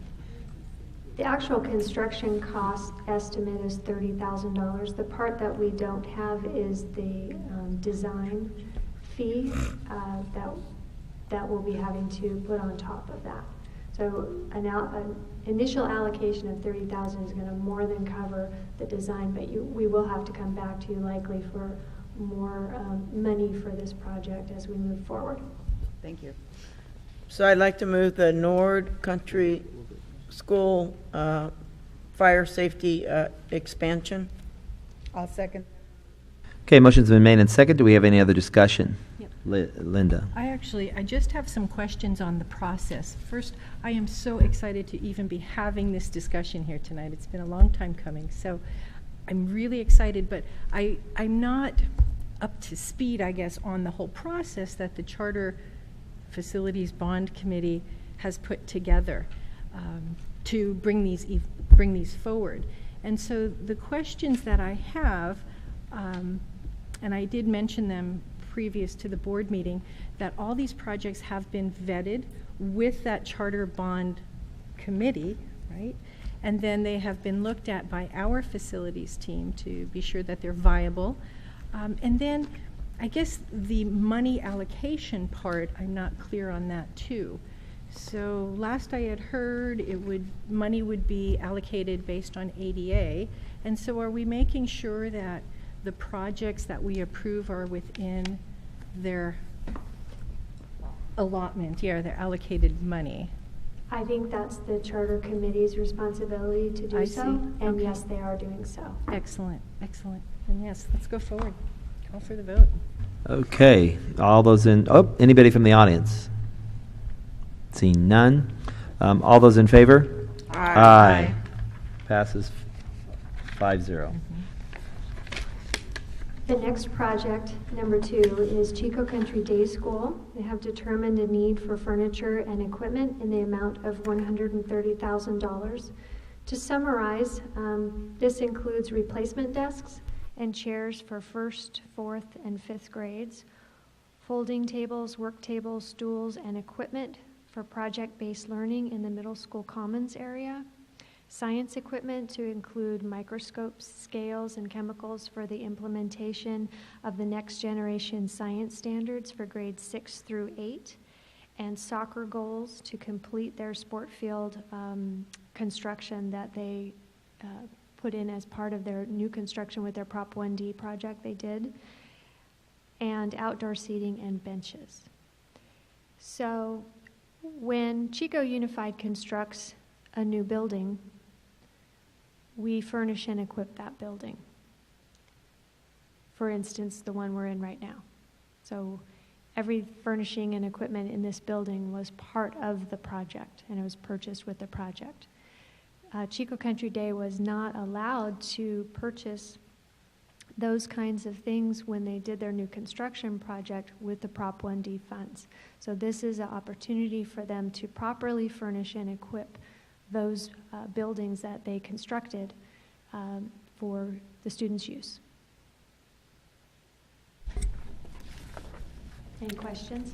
Yeah, this is kind of a confusing packet. So the first one says $75,000 for planning a facility, and then you're talking about... That's number 4. Huh? Sorry. That's number 4 on the screen. We can't read the screen. I can't read the screen. Okay. So then there's a furniture one, and then there's some examples of furniture, but like, it's not... This is the one that says furniture. Furniture and equipment. Furniture, soccer goals, those things. 130,000? Yeah. That one? Correct. I thought it's 75. In your folder, your yellow folder. I know, but they're not in sequence. So this is number 1, number 2, what? The one labeled under type of project that reads furniture and Yeah. equipment is the request for $130,000 Yeah. that I just described for the furnishings and equipment. Okay.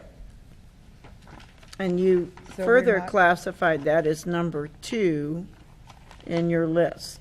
Is that correct? It's number 2 on the agenda. On the agenda. The order that I'm presenting them on the agenda. Okay.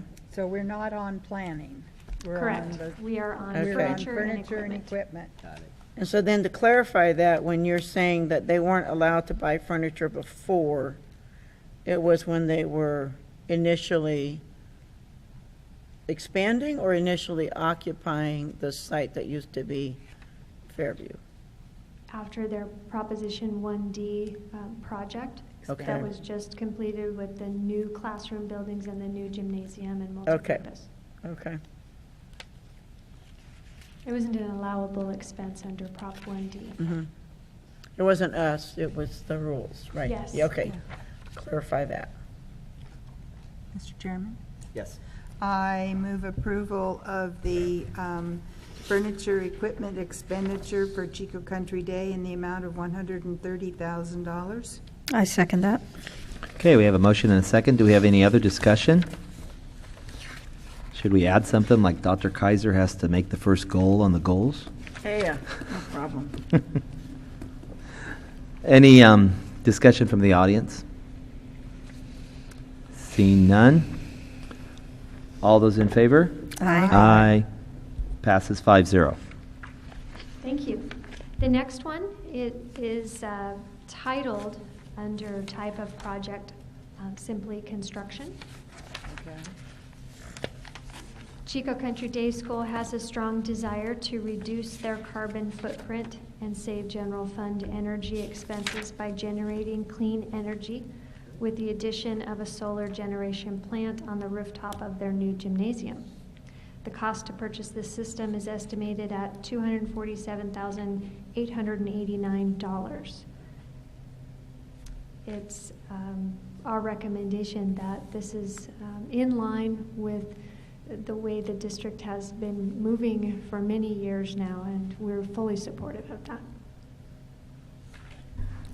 So my question then, and again, it actually is a hitch to Linda's. So this is representative of inline cost for the solar panels, for the number they're going to install, and it's also in line with their ADA from the district? Yes. Okay. And do we know the warranty on these? We don't. I just put in solar, guys. Gotta be careful with it. And we Lease look purchase back, agreement. it's not a, 25, 20, you don't know. All right. Okay. how about savings? Savings to, in 1 year, is that on there? Yep. The 37,461. Well, is this a different company that has been putting in our solar for the district? This is Yeah. a local company that they're working with. We worked with Solar City. Okay. And was this put out to bid, or Oh, yeah, I'm how was sure this they did. chosen? This I'm is sure an they estimate, did. so they will be getting other estimates. Oh, they will. So we're just approving the concept? The concept, and for them to move ahead with that dollar amount, if they can beat that with other quotes, they certainly will. Okay, it has a 25-year warranty. 25-year warranty. Is it lease purchase? Or? It's an outright Power purchase, purchase? correct? Yes, Outright Chico Country Day will own the system. Excellent. It's a very good investment. Okay. So then you're looking for a motion tonight that would allow them to go to bid for this? Yes. Okay. So move. So- I'll second. Okay, we have a motion's been made and second. Do we have any other discussion? Any discussion from the audience? Okay, I see none. All those in favor? Aye. Aye. Passes 5-0. Thank you. The next project is also Chico Country Day School. They've determined the need to replace 7 aging portable classroom buildings and one of the remaining original buildings from the campus, which is a 2,700 square foot building from when it was the Fairview High School campus. Additional considerations are traffic rerouting, parking improvements, and landscaping on the south side of the campus. Chico Country Day School plans to utilize the services of a qualified design professional selected through an RFP process that is currently underway. At this point, Chico Country Day School is requesting planning funds to procure programming assistance through conceptual development for this project in the amount of $75,000. Nope. I have a question.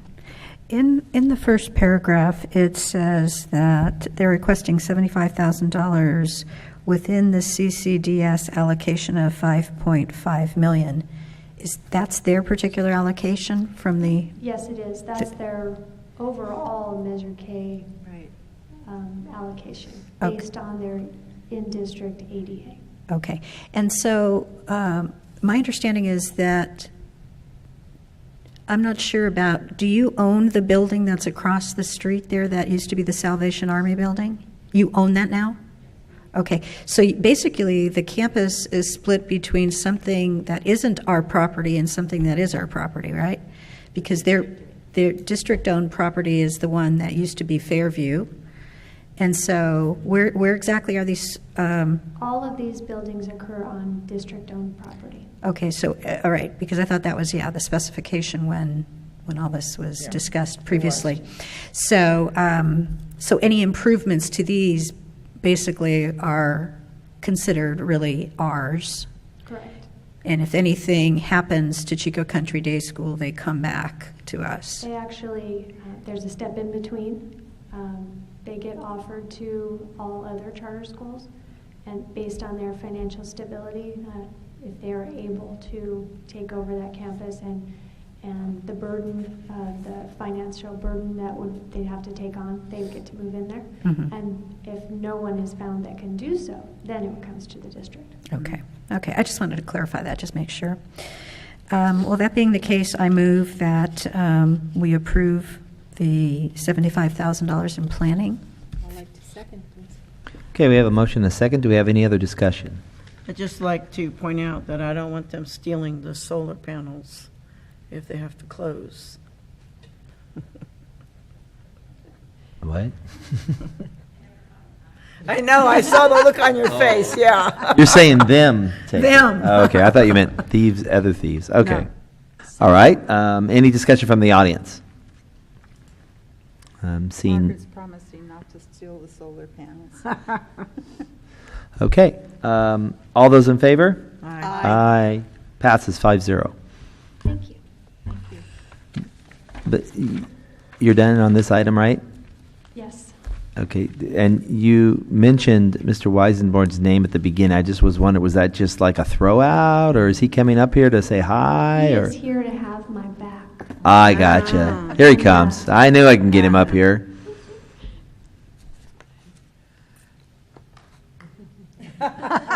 Hey, buddy. How are you doing? We're doing good, Mike. Thank you for giving us such a unique opportunity.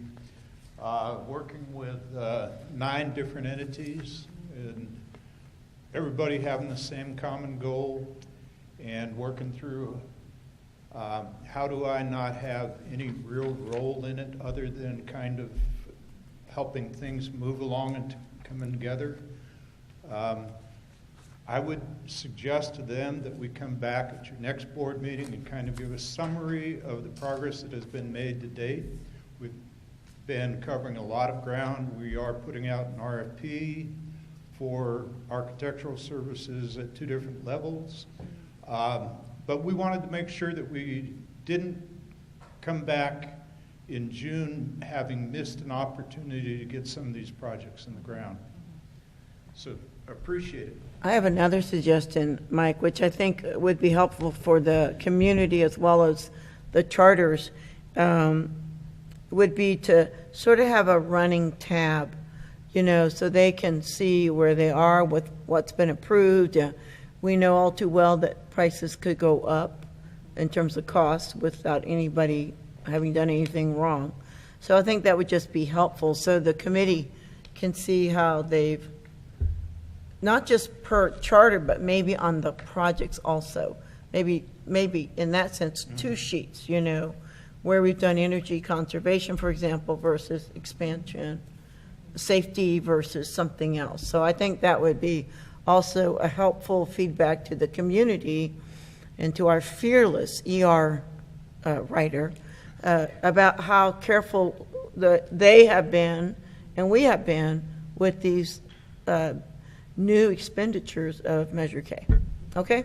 Very good. I would like to add in there that perhaps we can look at either July or August, since June is packed with LCAP and budget. Yeah. That would be great. I would like to add that I've been able to spend time on 8 out of 9 of the campuses and have lists of projects that you will be glad to see coming before you. And to the community, I think that everybody has picked up the challenge and the opportunity, and it's going to be fun. Thank you. Thank you, Mike. Thanks, Mike, for coming. Okay, Julie, we're down to 10.2.4. Thank you. I'm excited to report that we have accomplished our first new selection process for lease-back entities for Chico Unified School District. As you know, the laws changed on January 1 of 2017, and we had to implement a new best value selection process that, although we had been doing a pretty detailed and transparent process for many years, took it up to another notch. And a couple of members of the board sat in on the selection committee, so they can testify that it was a little bit different. We received 5 responses to the RFP for lease-back entities for the Chico High School and Pleasant Valley High School stadium projects. At the time, I had combined them into one project, intending to select one contractor to do both.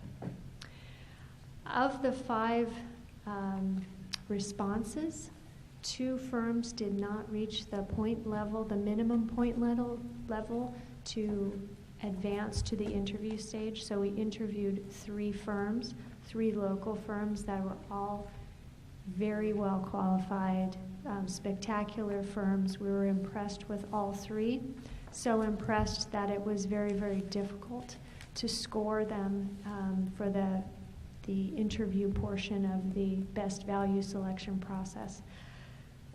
It took us quite a while to decide that we didn't want to choose just one. We wanted to be able to split those projects up and choose 2 different contractors to tackle those. So as you can see on the lead sheet for your agenda, BCM Construction, United Building Contractors, and R&R Horn were those 3 firms that advanced to the interview stage. And the committee selected BCM Construction for the Pleasant Valley High School Stadium project and United Building Contractors for the Chico High School Stadium project. There's a lot of new legal jargon in this cover sheet. I'm sure you noticed when you read through it, because it specifically requires now that we come back to the board, we share the scoring with you that you already adopted prior to the RFP going out on the street, and adopt those individual firms to approve them for those projects here tonight.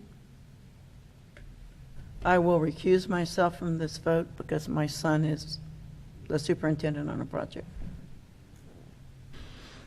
Okay, any other questions for Julie? All right. Do we have movement on this?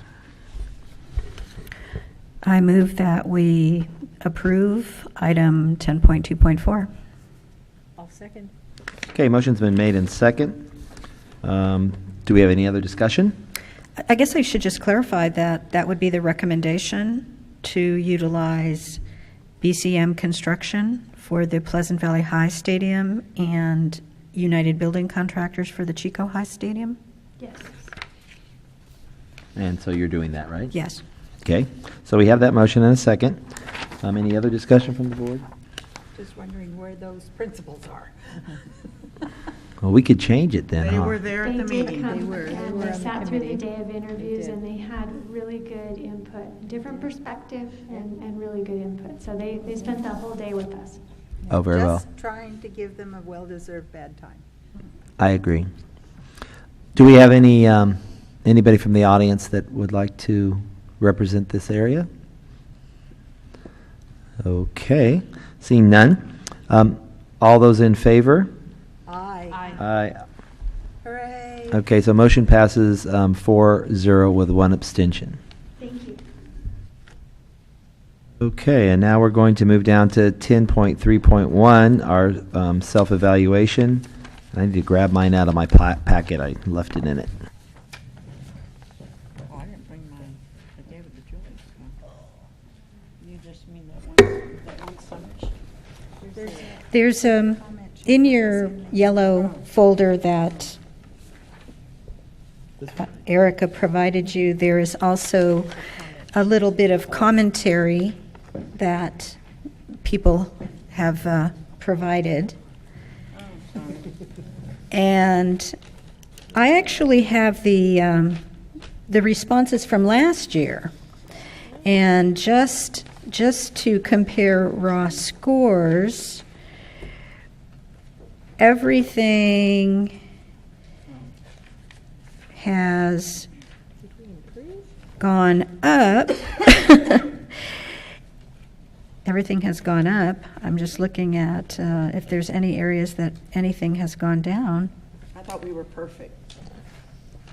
Close. Close. Biggest room in the house. Oh, I guess the only one. And I don't know why. That's weird. Well, this isn't too startling of a difference, but on under Section 3, Number 3, we went from a 5 last year to a 4.8. One board member indicated that it was a 4 versus the 5 last year, where it was a full 5 across the board. Interesting. Uh-huh. So, but on the other hand, we improved under number 6 and went from a 4.8 to a 5.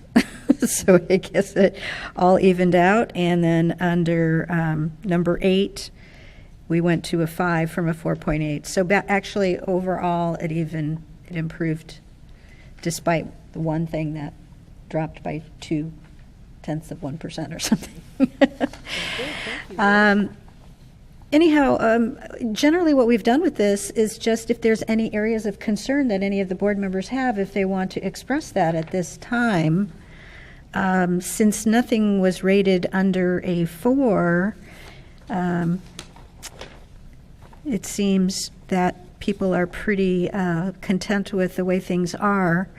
One comment that I had that I didn't actually put into a formal comment, but the one area that I always felt we needed a little bit of help on was under Section 2, Number 9, which states, provide community leadership on educational issues and advocate on behalf of students in public education at the local, state, and federal levels. But this year I gave it a 5 because Eileen has stepped up to the plate and has really worked towards helping to represent the board at the state level. Mm-hmm. So I have to say thank you again to Eileen for doing that and then reporting back to us on what's been going on. And since everybody's been going to the CSBA and participating in, furthering our education about the issues that we need to be educated about, I think that's a real... I want to add that I think our staff with Measure K did a phenomenal job because Julie and the charter school representatives and leadership. So, really, it's interesting that we say provide community leadership, but I think it's been a dual relationship role that's been very effective. That's okay. Yeah. Just to update briefly on that issue of state involvement, I do continue to communicate with our legislators in this area and on the bills that CSBA has sponsored and is in support of, and did want to report that one of the major pushes this year was to do some positive changes on the cap, the reserve cap, and did want to report that our legislator, Senator Nielsen, chaired both the Education Committee and the Appropriations Committee this year, and I was in direct contact with him before those issues were discussed at committee level. It passed unanimously out of both committees and onto the Senate floor. And it looks as though, in reporting back from Assemblyman James Gallagher, that it is well on its way to passage. Oh, very good. We believe that this year it is SB 571, I believe, is the bill number. So we are having an impact. By we, I mean the collective organizational we. Right. Good. Great. The one thing I'd like to point out on this is just, our lowest score was 2.5, which was the timely evaluation of the superintendent's performance.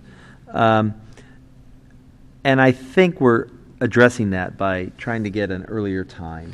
Yeah. And so I would think that this was from the past, and we were already ahead of the curve on this. Mm-hmm.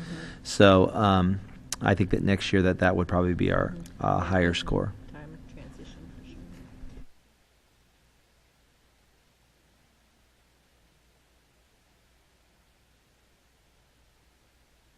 Very well. So any other discussion on this? Nope.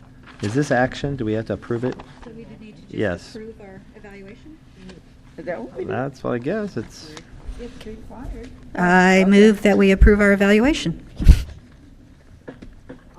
Okay, we have a motion and a second. Do we have any other discussion? I see none. Any from the audience? This is the reason for it being an agenda item, is it allows public comment on us. So if there's any... Ted's smirking over there. No, it is part of the process in the education code. Well, I'm not even sure it's in the education code, but having it be an open session matter for discussion is intended to allow the public to comment on their perception of boards functioning. So even though it seems silly at the moment, if it were a different board, a different district, if there were issues, this would be when the community would interact with the board. So that's why it seems so strange. Apparently, either nobody cares or we're actually doing a good job, which I think is the case. Okay, so we have a motion. Do we have a second? Yep, I second. Oh, we have a motion and a second. Oh, that's right. We were looking for any. I got lost there on that speech. I mean. It's because it's your birthday. Oh, that's tomorrow. Anyway, seeing none, all those in favor? Aye. Aye. Oh, should we do a roll call because we had an abstention last time? Okay. Oh, right. Hovey, aye. Lustal, aye. Kaiser, aye. Robinson, aye. All right, measure passes, or action passes 5-0. Any items from the floor? I see none. Any announcements? Do we know the PV Chico softball game? Do we know what the outcome was? They're playing now? They played at 4 today, I think. Chico won. Okay, so we know that. All right, so that's an announcement. Happy birthday to our board president tomorrow. Yeah, happy birthday. Happy birthday. To me? Yeah, happy birthday. My last 59, huh? Okay, meeting adjourned. On that note. Are you missing your